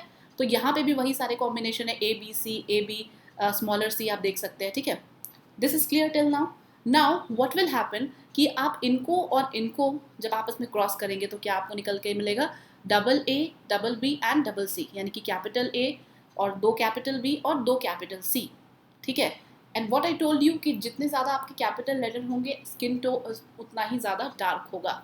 सिमिलरली आप अलग अलग कॉम्बिनेशंस को जब मिला के देखेंगे तो व्हाट यू विल सी कि आपका जो ये डार्कर शेड्स है, यानी कि जो ये वाला कॉम्बिनेशन है कि AA, BB और C आपको और कहीं भी नहीं देखने को मिलेगा. ठीक है. यानी कि जो आपका सबसे ज़्यादा डार्कर शेड है उसका रेशियो क्या होगा, दैट इज़ 1. अब नेक्स्ट कमिंग टू उससे थोड़ा सा लाइटर शेड, मतलब इससे थोड़ा सा लाइटर. ठीक है. In comparison to this you will get this lighter one. और ये आपको कितने मिलेंगे, 6 मिलेंगे. कैसे, क्योंकि अब आप ये वाला देखिए, there you can find this one. ठीक है. ये जो आपका है वो 6 वाले को रिप्रेजेंट कर रहा है. क्यों, क्योंकि आपको इसमें ऐसे 5 लेटर्स मिल रहा है जो कि कैपिटल है and there is 1 small letter, right. In this one also you will see कि 1 2 3 4 5 there are 5 capital and 1 smaller letter. इसमें देखिए इसमें आपको 2 smaller letter मिल रहे, that is why it is not taken. तो ये भी 6 वाला है. Then again ये भी आपका 6 वाला है, इसमें भी आपके 5 capital and 1 small है, right. यहाँ पे भी आपके 5 capital and 1 small है, ये भी 6 वाला हो गया. Then again in this one you have 5 capital and 1 small, right. Here in this one also you will gate 5-1 कि 5 आपके कैपिटल है और एक स्मॉलर 1 है, इसीलिए आपका ये वाला स्किन टोन मिल गया। सिमिलरली आप इन सारे जितने भी शेड्स है उसको मैच करके देख सकते हैं आराम से पॉज करके, you will find the same ratio that is written out here. और जो ये आपका आखिरी वाला है दैट इज 1, जो कि आपका स्मॉलर है, स्मॉलर बी और स्मॉलर सी को रिप्रेजेंट कर रहा है, वो ये वाला है, ठीक है। दैट यू कैन सी, ये जो लाइटर शेड है ये आपको एक ही मिलेगा, आपको इस पूरे ग्रिड चार्ट में और कहीं भी ये वाला कॉम्बिनेशन देखने को नहीं मिलेगा। दैट मीन्स इसका रेशियो क्या है, 1 है, ठीक है। एंड ये कौन सा कलर है, this is the lighter one, और जो आपका सबसे डार्कर शेड है वो ये वाला है, ठीक है। So here are the different combinations of these genes, यानी कि ये पॉसिबिलिटीज है of the skin colour that you can obtain. वही सेम चार्ट यहाँ पे भी लगा हुआ है with the numbers, if you wanted to mix and match you can definitely do that, ठीक है। आप इसको मिक्स करके देख सकते हैं। सो ये जितने भी चीज़ें मैंने आपसे बात की कि ये रेशियो आएगा आप जब इनको क्रॉसिंग करेंगे, और all those things has been written out here, तो जिनको भी नोट्स बना रहे हैं उनके लिए ये पॉसिबल होगा, बट हमें जो समझनी थी हमने समझ लिया। अब आप चाहे तो इसको प्लॉट भी कर सकते हैं। अब प्लॉट करके आपको क्या देखने को मिलेगा, जो आपका ग्राफ है वो बिल्कुल कुछ इस तरह से आपको बेल कर्व देखने को मिलेगा, ठीक है। And what is this bell curve, it shows जो आपके सबसे नॉर्मल और यू कैन से जो कॉमन कैरेक्टरिस्टिक्स है वो आपको यहाँ बेल कर्व के बीचों बीच मिलेंगे, ठीक है। और जो सबसे एक्सट्रीम है वो दोनों आपको दोनों एंड्स पे नजर आएंगे। आप इसको इस से भी देख सकते हैं, कॉमन केसेस और जो फ्रीक्वेंसी है सबसे ज़्यादा आपको बीच में मिलेगी, एंड जो आपके रेयर है एक्सट्रीम जितने भी फेनोटाइप्स है वो आपको बेल कर्व्स के बिल्कुल एक्सट्रीम एंड्स पे देखने को मिलेंगे, ठीक है। That is what is being shown out there. तो इससे हमें क्या पता चला, दैट जो आपके बहुत सारे जीन्स होते हैं like 3 to 4 genes are responsible, हमने 3 का एग्जाम्पल लिया था, आप चाहे तो 4 का भी ले सकते हैं। The ratio will remain same, ये नंबर आपका डिफरेंट हो जाएगा, यहाँ पे 1, 6, 15 ये डिफरेंट हो जाएगा, but the ratio will remain same, ठीक है। आई होप यहाँ तक ये चीज़ें क्लियर है। See for human height also आपका सेम प्रिंसिपल फॉलो करता है, ठीक है। और for the human height there are basically 3 genes which is responsible, और 3 जीन्स है यानी कि आपके 6 एलील्स होंगे, that is well taken right. और जो आपके टॉल पर्सन होते हैं they have all the dominant alleles, जैसे कि हमने उधर केस में देखा था, the darker person is having all the dominant alleles, ठीक है, ये वाला कॉम्बिनेशन था। और जो रेसेसिव वाले थे वो आपके लाइटर पर्सन में आपको देखने को मिले थे। Same goes with the height also, ठीक है, तो इसमें कुछ डिफरेंट नहीं है, it is the same thing. आप चाहे तो उसको उसी तरह से प्लॉट करके देख सकते हैं। और अदरवाइज हम एक आई कलर को फिर से प्लॉट कर लेते हैं, जैसे ये आपका थर्ड एग्जाम्पल है the polygenic inheritance of the human eye colour. So see इसके लिए भी अगेन आपको 2-3 बातें पता होनी चाहिए, and then we will plot the way we plotted for the human skin colour. आपके जो ह्यूमन आई कलर्स होते हैं there are like different 9 eye colours as of now जो रिकॉग्नाइज है और जो अभी तक हमें पता है, ठीक है। और इसके लिए 2 मेजर जीन्स रिस्पॉन्सिबल होते हैं। तो जैसे कि हमने देखा था स्किन कलर के केस में there were 3 major gene pairs, यहाँ पे आपके 2 जीन्स पेयर हैं, तो हम उन जीन पेयर को यूँ कंसीडर कर लेते हैं, ठीक है। So this one is the dominant one, this one is the recessive one, and will see the different combinations, right. So और उसके अलावा भी आपके 14 एडिशनल जीन्स होते हैं, लेकिन इसको हम अभी इग्नोर करेंगे, उतना हमें डिटेल में जाने की जरूरत नहीं है। अभी आपके ये 2 मेजर जीन जो है हम इनके ऊपर आगे अपना जो भी ग्राफ प्लॉट करना है वो करेंगे, ठीक है। और ये जो आपका आई का कलर है ये किस वजह से वेरी करता है, तो for writing purpose you need to know कि ये जो आपका डिफरेंट आई कलर है it is due to the presence of melanin in the front portion of the eye. You need not to go deeper into it कि biology में हम जाके देखें आई का स्ट्रक्चर क्या है and all those things, may be like that can be interesting, but हमारे वो एंथ्रोपोलॉजिकल पर्सपेक्टिव से हमें वो जानना जरूरी नहीं। इतना बस जान लीजिए कि मेलेनिन के प्रेजेंस होने की वजह से आपके डिफरेंट आई कलर्स आपको देखने को मिलते हैं। देन आपने जैसे देखा था darker skin tone and lighter skin tone, उसी तरह से 2 एक्सट्रीम जो आपको आई कलर में मिलेंगे that is the black eye and the blue eye, ठीक है, जो कि बहुत आपको रेयर देखने को मिलेंगे, और इनके बीच आपको अलग अलग फ्रीक्वेंसीज में डिफरेंट कॉम्बिनेशंस देखने को मिलेंगे जो कि आपको कॉमनली नजर आ जाते हैं। So this black and brown eye color has high amount of melanin in comparison to the hazel or green eye color, while complete absence of melanin result in the blue eye color. अब आप बोलेंगे brown hazel green कहाँ से आ गया, तो जब हम graph plot करेंगे आपको ये सारी चीज़ें पता चल जाएगी।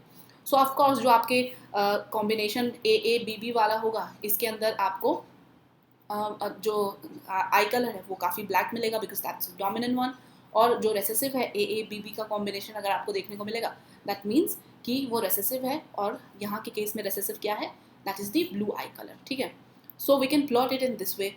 So I'm not going to do step by step, जैसे हमने मेंडल वाला का एग्जांपल लेके स्किन टोन में किया था, सारी चीज़ें सिमिलर रहेंगी, बस यहाँ पे हम F2 को प्लॉट कर लेते हैं। F2 जनरेशन में आपको क्या क्या देखने को मिलेगा, since there are 2 genes available, तो आपको ए बी और A smaller B then smaller A capital B, जैसे हमने स्किन टोन के कलर में लिया था ए बी सी, हमने लिया था ना ए बी सी और अलग अलग डिफरेंट कॉम्बिनेशन, उसी तरह से यहाँ तो सिंपल सी बात है। तो आप ए और सॉरी ए बी और ए बी को अगर आप दोनों को कंबाइन करेंगे, what you will get this one, and what is this, this is the dominant one जो कि आपका ब्लैक कलर है।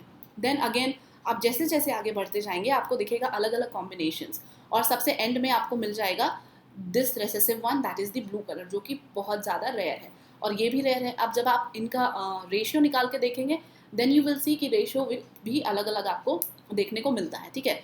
And why that is possible, like different ratios, because there is different combination of gene. I hope यहाँ तक आपको चीज़ें बिल्कुल clear होंगी, अगर नहीं है तो आप दोबारा से इसको देख लीजिए, आपको 100% चीज़ें क्लियर हो जाएंगी, ठीक है। नाउ अब तक तो हमने ह्यूमन के अंदर जो भी पॉलीजेनिक इनहेरिटेंस उसके बारे में बात करी है। Now let's quickly catch up with some of the polygenic inheritance in plant as well.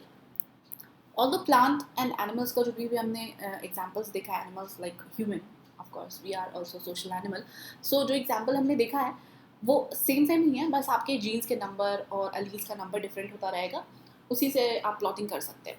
So just for the shake of understanding आप वही सारी चीज़ यहाँ पे भी अप्लाई कर सकते हैं। तो वीट कर्नल के अंदर आपको 3 जीन पेयर्स देखने को मिलेंगे, ठीक है, वही सेम आपके ए बी सी ये वाले, alright.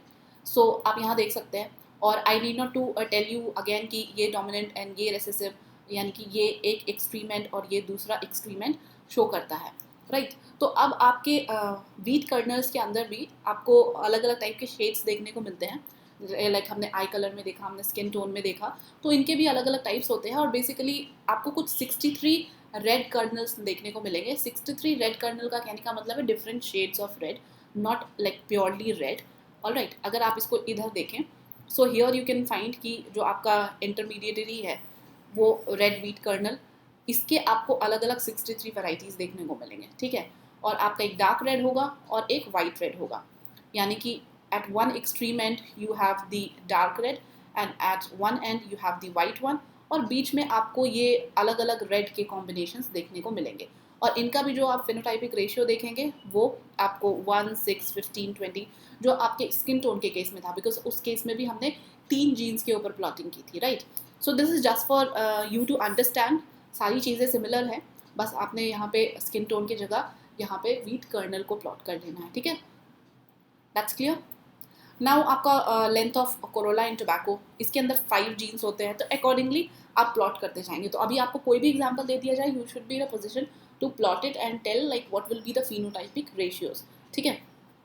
Now the effect of environment on the polygenic inheritance, तो अगर ओवरऑल मैं इसका आपको सार बताऊं तो पॉलीजेनिक इनहेरिटेंस आपका नेचर और नर्चर दोनों के ऊपर डिपेंड करता है, because there could be various factor when certain gene behave in a way, अगर हो सकता है आपका जो इन्वायरमेंटल कंडीशन हो it is very harsh, your some sort of gene will behave in some different manner, like आप examples skin tone का ही ले सकते हैं, आपका melanin production and everything, it also depends upon the UV rays, हमने ये भी एक एग्जाम्पल में देखा है पिछले कुछ क्लासेस में, राइट, कि आपके यूवी रे जितना पेनिट्रेट करेंगे आपके स्किन को, the more number of melanin will be produced. So again आपका जीन भी तो उसके अंदर कुछ ना कुछ वेरिएंट हो रहा है, दैट इज़ व्हाट वी से ना कि पॉलीजेनिक इनहेरिटेंस में वेरिएबिलिटी आती रहती है, बट मोनोजेनिक के केस में आपकी वेरिएबिलिटी नहीं आती है, लाइक विद द इन्वायरमेंट। तो that is the thing that you should remember. Then वही कुछ एग्जाम्पल्स दिए गए हैं कि कैसे आपकी डाइट और जनरल हेल्थ आपकी हाइट को इन्फ्लुएंस करती है, तभी ना कहते हैं कॉम्प्लान पियो बच्चा बड़ा होगा and all those things. So again flower, the colour of shrubs, hydrogens depend on the level of aluminum present in the soil and effect of temperature on the skin of Himalayan rabbit or even like humans also. तो आप कुछ example लिख सकते हैं, और basically ये वाला आप यूटिलाइज उस जगह पे कर सकते हैं जहाँ आपसे स्पेसिफिकली पूछा जाए कि write down the effect of environment on the polygenic inheritance, तो आप बहुत सारे एग्जाम्पल्स देके इसको लिख सकते हैं, there is nothing new in it. Now why polygenic inheritance is important. So अब ये इम्पॉर्टेंट क्यों, again this becomes like a theoretical part, जहाँ पे आपको रिमेंबर जो आप में से जिन्होंने देखा हुआ है, like I made a small lecture regarding how you can approach a topic. There you need to like I already told you कि आपको एग्जाम रेडी भी होना है, ठीक है. आप जैसे आपके नोट्स बना रहे हैं, जो भी चीज़ें कर रहे हैं, तो you try and make it in a way कि आपको लगे कि अच्छा एग्जाम में इस टाइप के क्वेश्चंस पूछे जा सकते हैं. So such a question might be asking like why is polygenic inheritance important. तो इसमें आपको क्या लिखना है, that is what is being mention out here. Although I could have written it in a better way different headers के अंदर. I suggest कि आप इसको जब नोट्स बनाएं तो आप हेडर्स के अंदर डालें. सो कुछ इसके फ़ायदे क्या हो सकते हैं, लाइक पॉलीजेनिक इनहेरिटेंस के इंपॉर्टेंस क्या हो सकती है, फ़ायदे अगर बोले तो इंपॉर्टेंस क्या हो सकती है. तो first is evolution. Like all those polygenic variations, or what are those, like they are changes only, ठीक है. So they are responsible for the evolution of species. हो सकता है at certain point of time you discover a certain new kind of species, और इसको theory of polygyny for evolution भी कहा जाता है, ठीक है. So that is one important point, or the importance of polygenic. Then दूसरा important चीज़ जो आप लिख सकते हैं कि ये species को adaptive changes के लिए तैयार करता है, adaptive changes के लिए ये तैयार करता है. तो if you might have observe those people who are living in higher latitudes, उनका जो स्किन कलर होता है, of course that is lighter than the one who is living in equatorial और tropical part of the world.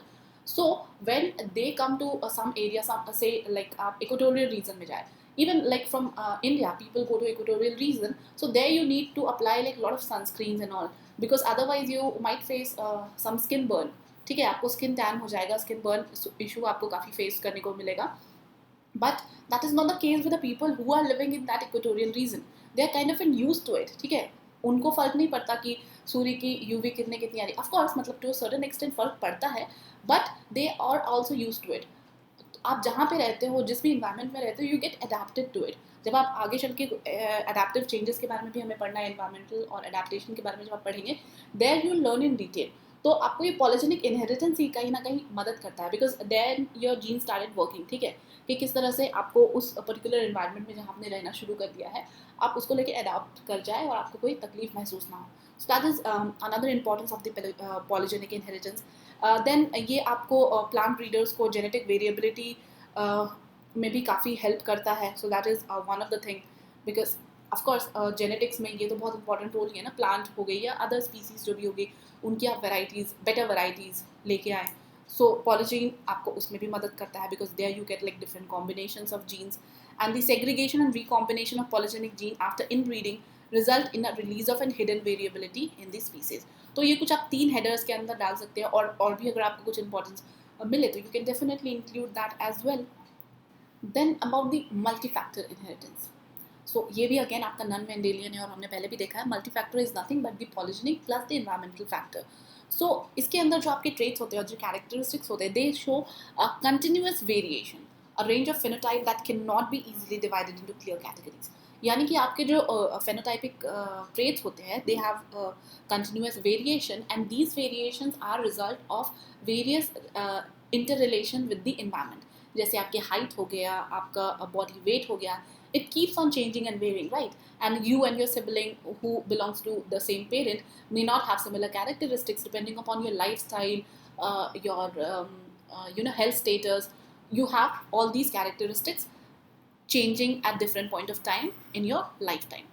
So this is nothing but the multi-factor inheritance. इसमें कुछ नया नहीं है, आप वही सारी चीज़ें यहाँ पे देख सकते हैं कि एक नंबर ऑफ आपके जेनेटिक फैक्टर्स हो सकते हैं with in the individual that may predispose them to fall within a certain height or a weight range. But the observed height or weight will depend upon the interaction between genes and environmental factors. Like आपके जो nutrition और ये वो हो गए. Sometimes you might see that there are parents who is having a very tall stature, and the offsprings are not of that a particular height. So that can happen for various other reasons. हो सकता है बच्चे ने बचपन में अच्छे से खाना ना खाया हो, he might be like very शैतान and something like that. बहुत सारी चीज़ें होती है. बच्चे काफ़ी कभी कभी पतले भी रह जाते हैं, मतलब they kind of an not being able to grow properly. तो ये सारे आपके न्यूट्रिशन के ऊपर डिपेंड करता है, not like entirely upon the genes. मतलब आप सब कुछ जीन्स के ऊपर नहीं डाल सकते कि अच्छा इसकी तो जीन में ही ये खराबी है, not that thing. So, a trait in which a range of phenotype can be produced by gene interaction and gene-environment interaction are known as complex or the multifactorial. Simple, इसमें कुछ आपको नया वैसा नहीं है.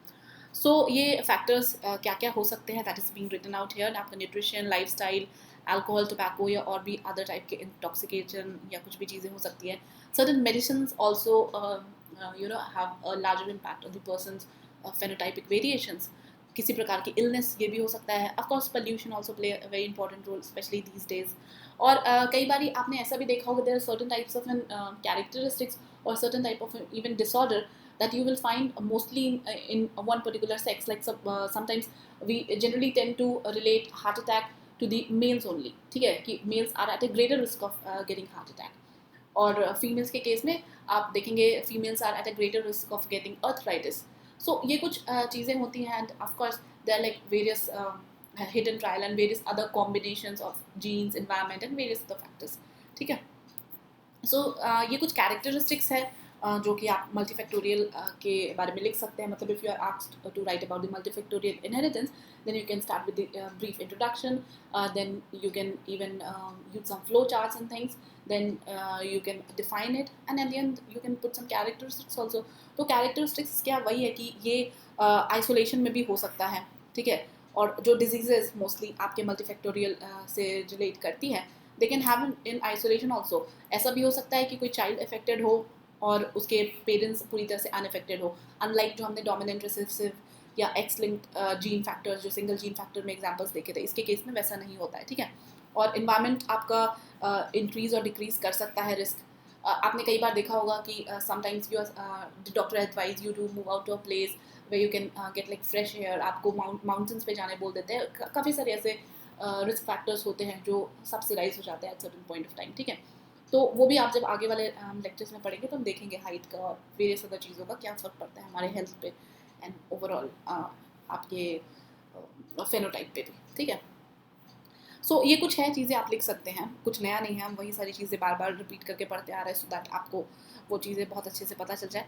और जो क्वांटिटेटिव ट्रेट होते हैं are not determined by the single gene but many of the allele each had small and approximately additive effects. Thus the phenotype of an individual depend upon the genotype of all the relevant loci. तो ये basically आपके phylogenic जो भी traits है और उनसे इनको relate कर रहा है. ठीक है. और इन्वायरमेंटल फैक्टर्स भी होते हैं, वही सारी चीज़ें, I am not going to repeat it, कि वही है. ठीक है. सो यहाँ is the basic consolidation of the multifactorial और पॉलीजेनिक ट्रेट, जो कि आपके क्या है, they are the non Mendelian traits. Right. Non Mendelian और हमने मेंडेलियन भी पढ़ लिया. So with this we completed the Mendelian and the non Mendelian. आप देख सकते हैं वही सारी चीज़ें हैं. इन दोनों के बीच में भी आपको डिफरेंशिएट करना है तो आप डिफरेंशिएट कर सकते हैं. और पॉलीजेनिक के केस में ये कंटिन्यूस होता है, बट ये कंटिन्यूस और डिसकंटिन्यूस दोनों ही हो सकता है. ये एक इंपॉर्टेंट पॉइंट है जो आगे. Now let's have a look at the value addition. One of the value addition that is pleiotropy. अभी तक हमने पॉलीजेनिक पढ़ा है, सिंगल जीन फैक्टर पढ़ा है, मल्टी फैक्टर पढ़ा है. Then what is this pleiotropy? So basically आपने अगर सिकल सेल एनीमिया का नाम सुना, that is a rare disease, rare blood disorder है ये. सो सिकल सेल एनीमिया के केस में क्या होता है, the person who is suffering from it, they need to go through lots of medications. मतलब यू कैन इवन इमेजिन उनको कितनी सारी चीज़ों के लिए दवा खानी पड़ती है. Of course that's rare, that is why we do not see it like very often in and around. That's good. But इसके केस में आप प्लियोट्रॉपी के एग्जाम्पल से समझ सकते हैं. In sickle cell anemia, what happened? A single gene, a mutation in a single gene is responsible for various other changes or you can say characteristics. ठीक है. So अभी जब आपने पॉलीजेनिक पढ़ा था, पॉलीजेनिक में क्या हो रहा था? There are like gene 1, gene 2, gene 3 and like whatever. और ये सारे genes किसी एक particular characteristics के लिए responsible थे, right? आप मान लीजिए आई कलर के लिए responsible थे, तो there was some मतलब all these genes playing there part. But इसके केस में क्या हो रहा है कि आपके जीन जो है वो तो यहाँ पे एक ही है, like this one is the gene and that is responsible for character 1, character 2 and character 3. Similarly आप यहाँ पे देख सकते हैं, this is the diagram for the sickle cell anaemia, जिसके अंदर एक सिंगल जीन आपके अलग अलग चीज़ों के लिए रिस्पॉन्सिबल है, मल्टीपल ट्रेट्स के लिए रिस्पॉन्सिबल है. अब ये कैरेक्टरिस्टिक्स हो सकती है, ट्रेट्स हो सकते हैं, कुछ भी हो सकता है. ठीक है. डिसऑर्डर्स भी हो सकते हैं. सो यहाँ पे आप देखेंगे those like who are interested to know कि सिकल सेल एनीमिया किस तरीके से काम करता है, तो आप देखेंगे बहुत सारे चेंजेस होते हैं. ठीक है. And all these changes ultimately result in different things. आपको इम्पेयर्ड मेंटल फंक्शनिंग भी हो सकती है, पैरालिसिस भी हो सकती है, निमोनिया और अदर इन्फेक्शंस भी हो सकते हैं, देन र्यूमेटिज्म भी हो सकता है, देन इट माइट हैपन कि आपका किडनी फेल हो जाए. Can you imagine like with a single disease you can go through all these things. और आप चाहे तो इसको पॉज करके ये सारी चीज़ें डिटेल में भी देख सकते हैं, and if you want you can even draw this flow chart in the examination अगर पूछा भी जाए तो, ठीक है। So that is about pleiotropy. अब हम इनको कंपेयर कर लेते हैं और जो डिफरेंट है, ऑल्दो मैंने आपको ये वाला पहले ही बता दिया है। और दूसरा एग्जाम्पल मार्फन सिंड्रोम का भी है। So this is up to you, अगर आप चाहें तो मार्फन सिंड्रोम का भी आप देख सकते हैं, उसके क्या मैकेनिज्म्स होते हैं, बट अभी के लिए आप इतना भी जान लें दैट वुड बी गुड, ठीक है। सो आपने देखा, सबसे पहले जब हम मोनोजेनिक की बात करते हैं तो एक सिंगल जीन एक पर्टिकुलर इफेक्ट के लिए रिस्पॉन्सिबल है, वहीं आपके पॉलीजेनिक जीन्स अलग अलग जीन्स एक पर्टिकुलर इफेक्ट के लिए रिस्पॉन्सिबल है। देन प्लियोट्रॉपी के अंदर क्या होता है, आपका एक सिंगल जीन अलग अलग इफेक्ट के लिए रिस्पॉन्सिबल है। I hope with this diagram you are better able to visualise things in your mind. और अगर आपके पॉलीजेनिक और प्लियोट्रॉपी दोनों ही एक पर्टिकुलर इंसान में आपको देखने को मिलते हैं तो कुछ इस तरीके के आपको चीज़ें रिजल्ट नज़र आएंगे, ठीक है। So that is about the pleiotropy. Then यही सेम चीज़ है जो विद एग्जाम्पल भी आप समझ सकते हैं। Another condition is epistasis. So इसके अंदर you might have observe some kind of an rare occurrence that is known as albinism, जिसके अंदर द चिल्ड्रन और the person appears to be different than their parents. अब ये क्यों होता है? Because some gene affect the expression of the other gene. Mind it, यहाँ पे एक जीन दूसरे जीन पर हावी हो रहा है। If I have to tell this in simple word, like अपना डोमिनेंस दिखा रहा है किसी दूसरे जीन पे। सो अब आपने डोमिनेंट के बारे में पढ़ा है, तो ये डोमिनेंस से कैसे डिफरेंट है? Epistasis is similar to dominance except that it occurs between genes of different genes rather than between the different alleles of the same gene. हमने क्या देखा है, डोमिनेंस कब होता है कि जब आपके जो सेम जीन में दो डिफरेंट अलील्स होते हैं उसमें से जो भी डोमिनेंट होता है that particularly shows up in the offspring, right. लेकिन यहाँ पे एक पर्टिकुलर जीन की बात नहीं कर रहे हैं, आप दो जीन्स की बात कर रहे हैं, और उन दो जीन में से एक कोई जीन दूसरे जीन पर डोमिनेंट हो जा रहा है, ठीक है। I hope that is clear. यहाँ पे एलील की डोमिनेंस की हम बात नहीं कर रहे हैं, हम जीन्स के डोमिनेंस की बात कर रहे हैं, ऑलराइट। और ये आप कंडीशन देख सकते हैं that you can write as an example अगर एब्स्टासीज के बारे में आपको लिखने के लिए बोला जाए तो। And there is another example जहाँ पे आप देख सकते हैं कि कैसे आपके रैट के अलग अलग डिफरेंट आपको फिनोटाइप्स अवेलेबल हो सकते हैं। सो आप यहाँ पे अगर देखेंगे कि the genotype of this parent is A and C smaller C, then similarly आप ये सारे देखिए, और जब आप इनको प्लॉट करके देखेंगे और इन सब का जो मतलब है that is mention out here, then only you will be able to understand. Otherwise ये जो आपके पुनेट स्क्वायर है वो तो सिमिलरली जैसे आप प्लॉट करते हैं आप प्लॉट कर लेंगे, लेकिन जब आप देखेंगे जो आपका ए है capital A, it represent the brown dominant, where is the smaller A represent the black recessive. वहीं पे आपका जो कैपिटल सी है it represent the pigment dominant, and the smaller C है ये रिप्रेजेंट कर रहा है नो पिगमेंट। तो अब जहाँ कहीं भी आपको ये कॉम्बिनेशंस देखने को मिलेंगे देयर कम्स द डिफरेंस। जैसे कि आप यहाँ पे देखिए, ठीक है, यहाँ पे आपको कैपिटल ए भी दिख रहा है, देन आपको रेसेसिव के दो कैरेक्टरिस्टिक्स दिख रहे हैं, राइट। आपको यहाँ पे दो डबल सी दिख रहे हैं, right. So that is why it is being different. और कहीं पे भी आपको स्मॉलर सी के दो वेरिएंट्स देखने को नहीं मिलेंगे, ठीक है। So that is why you can say that it is being shown as the albino color instead of the brown which is there। यानी कि ए की जगह जो कि आपका ब्राउन कलर शो कर रहा है उसकी जगह पे वो शो कर रहा है because this represents the no pigment, ठीक है। चाहे तो आप ये वाला भी एग्जाम्पल लिख सकते हैं, वो भी लिख सकते हैं, although it is not mention directly in the syllabus, but या this is related to the gene variants, तो आपको ये जानना बहुत ज़रूरी है। Now talking about the lethal and the sub lethal. अब ये आपका इस टॉपिक का, इस पर्टिकुलर टॉपिक 9.2 का लास्ट टॉपिक है, ठीक है। सो लीथल और सब लीथल से आपको क्या पता चलता है? As the name suggest, lethal मतलब something that is very dangerous, that might even cause death, right. It's the same thing. आपका जो लीथल है, और ये एक टाइप का, it's been observe that all gene और genetic factor are not useful to the organism, and there are some genetic factor or genes which present in any organism causes it death during the early stage of development, and they may even cause death of an individual either in the homozygous dominant or the homozygous recessive conditions। अब ये depend करता है कि कौन कौन से conditions होगी, वो हम आगे देख लेंगे। और ये आपके जो मेंडल की स्टडी थी, for the alleles that Mendel study, it was equally possible to get the homozygous dominant, homozygous recessive and the heterozygous genotype, right. हमने ये सारी चीज़ें पहले देखी हुई हैं, you just need to relate to it, and that is none of these genotype affected the survival of the P plant. However, this is not the case for all the genes and all the alleles। यानी कि again this comes as an exception to the Mendel कि जो आपके inheritance patterns है, ठीक है, कहीं ना कहीं मेंडल वाले पैटर्न से ये मैच नहीं करते. और मेंडल के many genes in an organism जिन्होंने are needed for survival. If an allele makes one of these gene non-functional or causes it to take an abnormal harmful activity, it may be impossible to get a living organism with a homozygous genotype. So basically आपने कई बार सुना भी होगा real life example में, और अगर नहीं भी सुना so there was a very famous case of Kathleen Folbig. So Kathleen Folbig, she was basically an Austrian, और बहुत सारे ऑस्ट्रेलियन साइंटिस्ट और कुछ नोबेल लॉरियट्स ने इनके रिलीज के लिए, she was basically put in to jail for murdering her own children, and she was there in jail for like lot many years. और अब जाके finally when scientists did various studies on genetic inheritance and all those things, then what they find out was कि इनके जो बच्चे थे they were suffering from some kind of an disease or some kind of a disease that may lead to their death. और आप कह सकते हैं they might be carrying the lethal genes, जो अभी हम बात कर रहे थे. So this is one of the example, और ये 2021 का ही है, like recently मार्च में आपको ही मिल जाएगा, और आप चाहे तो इस केस को एक बार देख भी सकते हैं. like you need not to write a thesis about it in the examination, but yes, you at least need to know about it. Alright, it would be better अगर हम इसको example से ही समझे. So there was a scientist named as L. Cunot. 1905 में इन्होंने ये कुछ experiment किए थे in which he reported on the inheritance of mouse body color, right? And he found that the yellow body color was dominant over the normal brown color. Don't worry अगर आपने yellow body color का mouse नहीं देखा है, let's observe. मतलब I also did not saw any yellow mouse, so I was just wondering about that.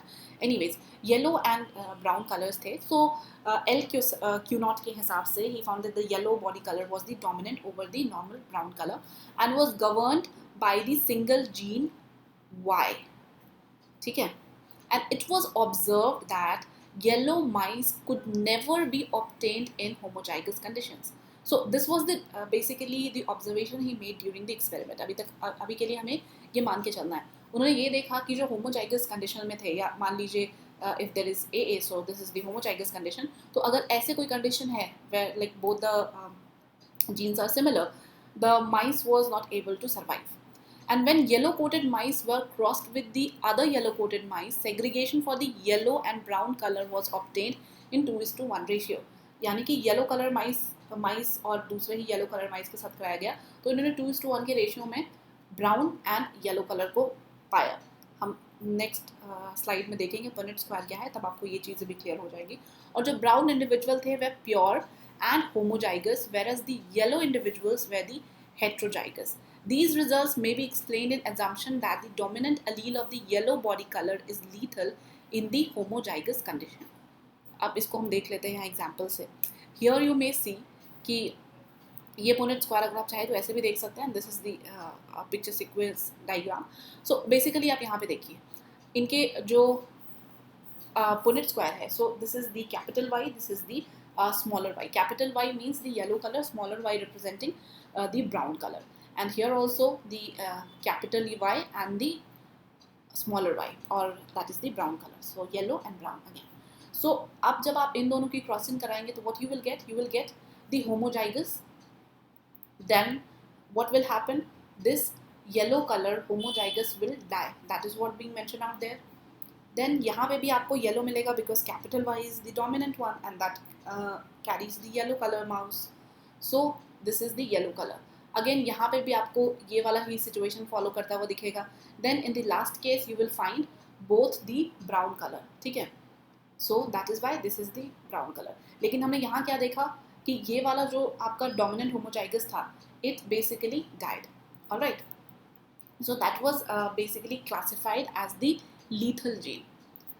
दूसरा ही एक इसी टाइप का experiment था done by the Edwin Bauer.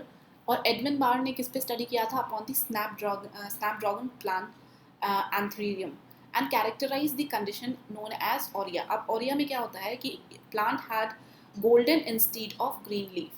Generally what we saw, हमने तो green leaves, मतलब leaves means green, right? At certain point of time they turn to different color, that is another thing, but generally जो leaf का color होता है that is green. So what he found कि एक इस type की condition थी aurea in which the plant was having the golden color instead of the green leaves. When two aurea snapdragon plant were crossed, यानी कि दोनों जिनके पास golden leaves थे अगर उनको क्रॉस कराया गया तो इन्होंने ऑब्जर्व किया कि 2:1 के रेशियो में green seedling to the yellow seedlings और द गोल्डन सीडिंग होना चाहिए यहाँ पे, ग्रीन टू दी गोल्डन का उनको क्या रेशियो मिला 2:1। और जो आपके होमोजाइगस ऑरिया प्लांट्स थे they lacked normal chlorophyll development and died either during the embryonic stage और when the plant seedling were in 2 to 3 days old. तो सिमिलरली जब ये होमोजाइगस ऑरिया थे, होमोजाइगस ऑरिया यानी कि होमोजाइगस गोल्डन प्लांट्स, सिमिलरली आप इसको इस तरीके से प्लॉट करके देख सकते हैं, यू विल गेट इट। ठीक है, something I am leaving it to you also because आप भी कुछ चीज़ों को करके देखेंगे ना तो आपको ज़्यादा समझ में आएगा, और ये सेम है, कुछ डिफरेंट नहीं है, वही वाली चीज़ है। सो यहाँ पे भी उन्होंने देखा कि because of the lack of chlorophyll the plant basically dies. So in other words, the cunate homozygous mice and the homozygous aurea plant could not fully develop, so an entire class of progeny died because of this. ठीक है, so these are basically what? These are basically classified as the lethal genes. और ये दोनों ही experiment को आप देख सकते हैं, they discovered the first recessive lethal gene because they altered the Mendelian inheritance ratio, and these recessive lethal gene can code for either dominant or recessive traits, but they do not actually cause death unless an organism carries 2 copies of the lethal allele. यानी कि आपको ये वाला combination होना चाहिए तभी you will not be able to survive, the particular species will not be able to survive. ठीक है, so this lethal genes can be classified into these. So first one is recessive lethal जिसका example हमने अभी देखा है, then the dominant lethal, conditional, balanced, gametic, ये सारे आपके different classifications है under the lethal genes. ठीक है, सो एक एक करके हम इनको क्विकली देख लेते हैं। अगर रेसेसिव लीथल की बात करें जिसका एग्जांपल भी अभी हमने देखा है, सो इस टाइप ऑफ रेसेसिव लीथल के अंदर like most of the lethal genes are recessive lethals and it is expressed only when they are in homozygous condition as we saw on the example of the mice and आपके जो plant के case में भी था उसमें भी वही था। So both were the homozygous in status and that is why it was lethal to them and they eventually died. ठीक है, तो इसको you need not to repeat. और अगर हम ह्यूमन टर्म्स में बात करें, so there is a disease known as achondroplasia. So in this achondroplasia basically it's a form of dwarfism जहाँ पे आपकी हाइट कम हो जाती है। तो अगर ये एक हेट्रोजाइगस पर्सन को होता है तो in that case the person will have the shortened limb and short stature. It may not be lethal to them, but if it occurs in the homozygous condition, in that case जो आपका condition है it will become lethal, and lethal to that extent कि वो जो भी person है who's having this kind of an homozygosity, they will not be able to even born. ठीक है, आपकी embryonic conditions embryonic development के दौरान ही it will not be able to develop further. So that is one of the example, or you can say another example of the recessive lethality. Next is the dominant lethal. So in this case, if you understand with the help of an example, so suppose there is one dominant gene and one recessive one. So if there is a combination of this Hs, that is the dominant one combination this one and another combination this one. So if a person is having this combination, the person will eventually die. This will also die, this will survive. So what happens, like even if you have any of the dominant or you can say the dominant gene, so either case में आपके survival के chances बहुत कम होते हैं। सो आप इसके example के अंदर लिख सकते हैं हंटिंगटन डिजीज़। सो हंटिंगटन डिजीज़ के अंदर क्या होता है, ये बेसिकली डिजीज़ आपकी आइडेंटिफाई ही होती है 40-50 अराउंड इस एजेस तक, और उसके आने के पहले पहले तक ही पर्सन में लाइक यू नो रिप्रोड्यूस और उनकी शादी होती है and they may get children. So this ultimately pass on to the another generation, right. So यानी कि इसकी कंटिन्यूटी के लिए ज़रूरी है कि जो पर्सन है the person is reproducing and passing on the traits to the another generation. और इसके होने के लिए, डोमिनेंट लीथल के होने के लिए क्या कंडीशंस चाहिए दैट वी सी। मतलब आपको ये हेट्रोजाइगस में भी देखने को मिलेंगे, it need not to be necessary कि होमोजाइगस ही होना चाहिए। जैसे रेसेसिव लीथल के केस में हमने देखा कि होमोजाइगोसिटी के केस में वो इम्पैक्ट करता है, but here in this case homozygosity और हेट्रोजाइगोसिटी दोनों ही केसेस में ये dominant lethal prove to be lethal basically. ठीक है, then third is your conditional lethal. So conditional lethal as the name suggest, इसके लीथल जीन्स को अपने जो ट्रेट्स है और you can say the person की जो सर्वाइवल के चांसेस है उसको निल करने के लिए it is necessary there are like certain conditions. मतलब कुछ कंडीशंस वैलिड होंगे तभी ये पर्टिकुलर जीन्स लीथल हो जाते हैं। अब इनके एग्जाम्पल्स के अंदर आप क्या देख सकते हैं, like many mutants of barley, maize, Neurospora, Drosophila and many other organisms are termed as the temperature sensitive mutations, and each of them need a definite, generally high temperature to express their lethal actions.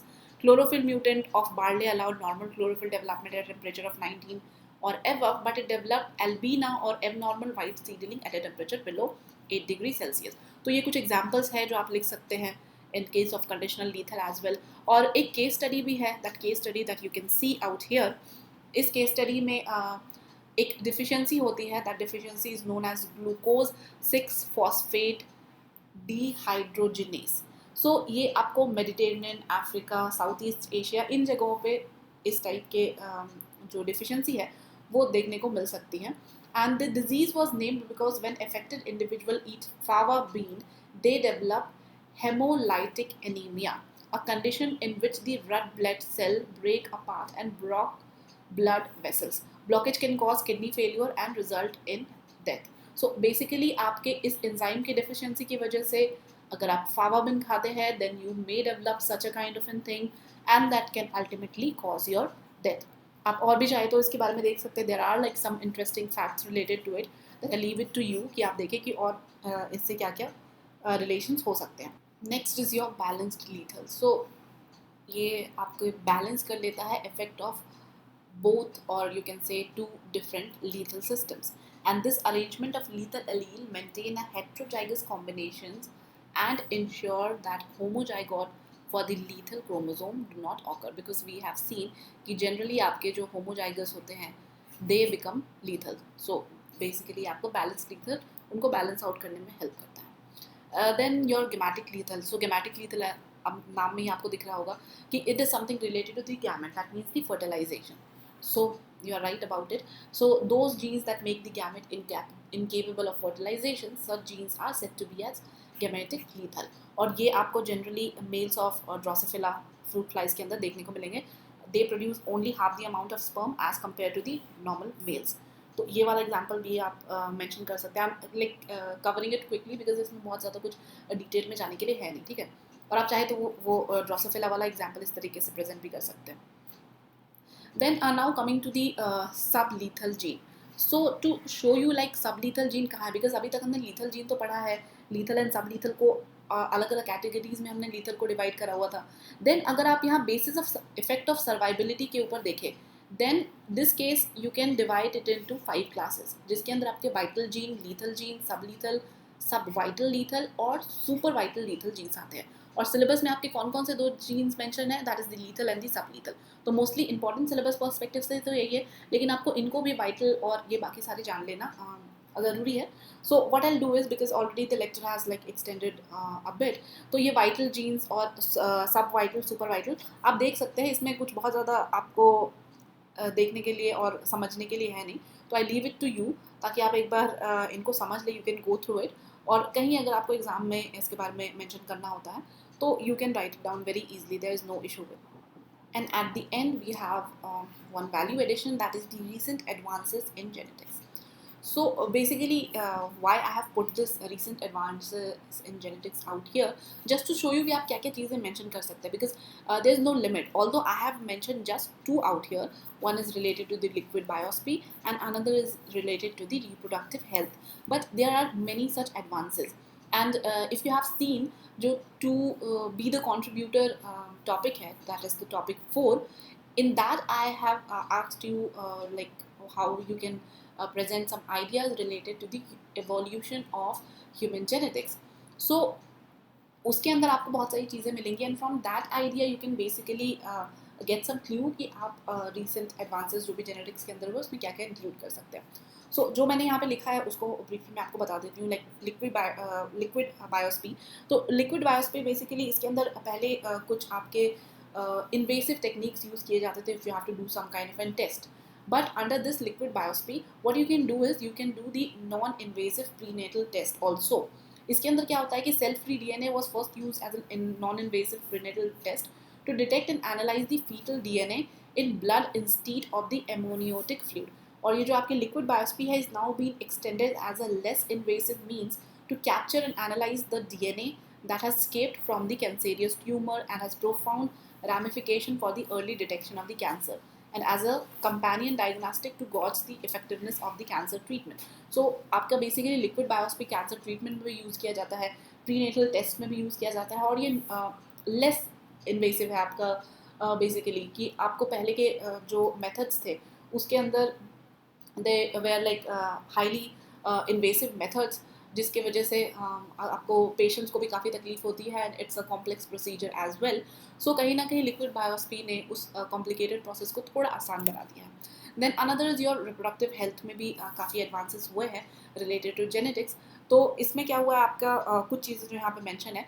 Career screening by the prospective mother and father is on the increase और basically आप ये pedigree analysis के अंदर भी देख सकते हैं. वहाँ पे बहुत सारे आपको जेनेटिक काउंसलिंग और ऐसी सारी चीज़ें देखने को मिलेगी. This is nothing but the same thing and some individual may undergo genetic testing to know their status and only choose a genetically compatible partner to eliminate reduce risk of hereditary disease. तो ये आपके marriage prospects में भी काफ़ी देखा गया है that people before getting married they do such a kind of a compatibility test also. Compatibility test एक तो होता है like another kind of, but दूसरा compatibility test to see like whether they are suitable or free from risk so that they do not pass any such kind of a risk to their offspring or the next generation.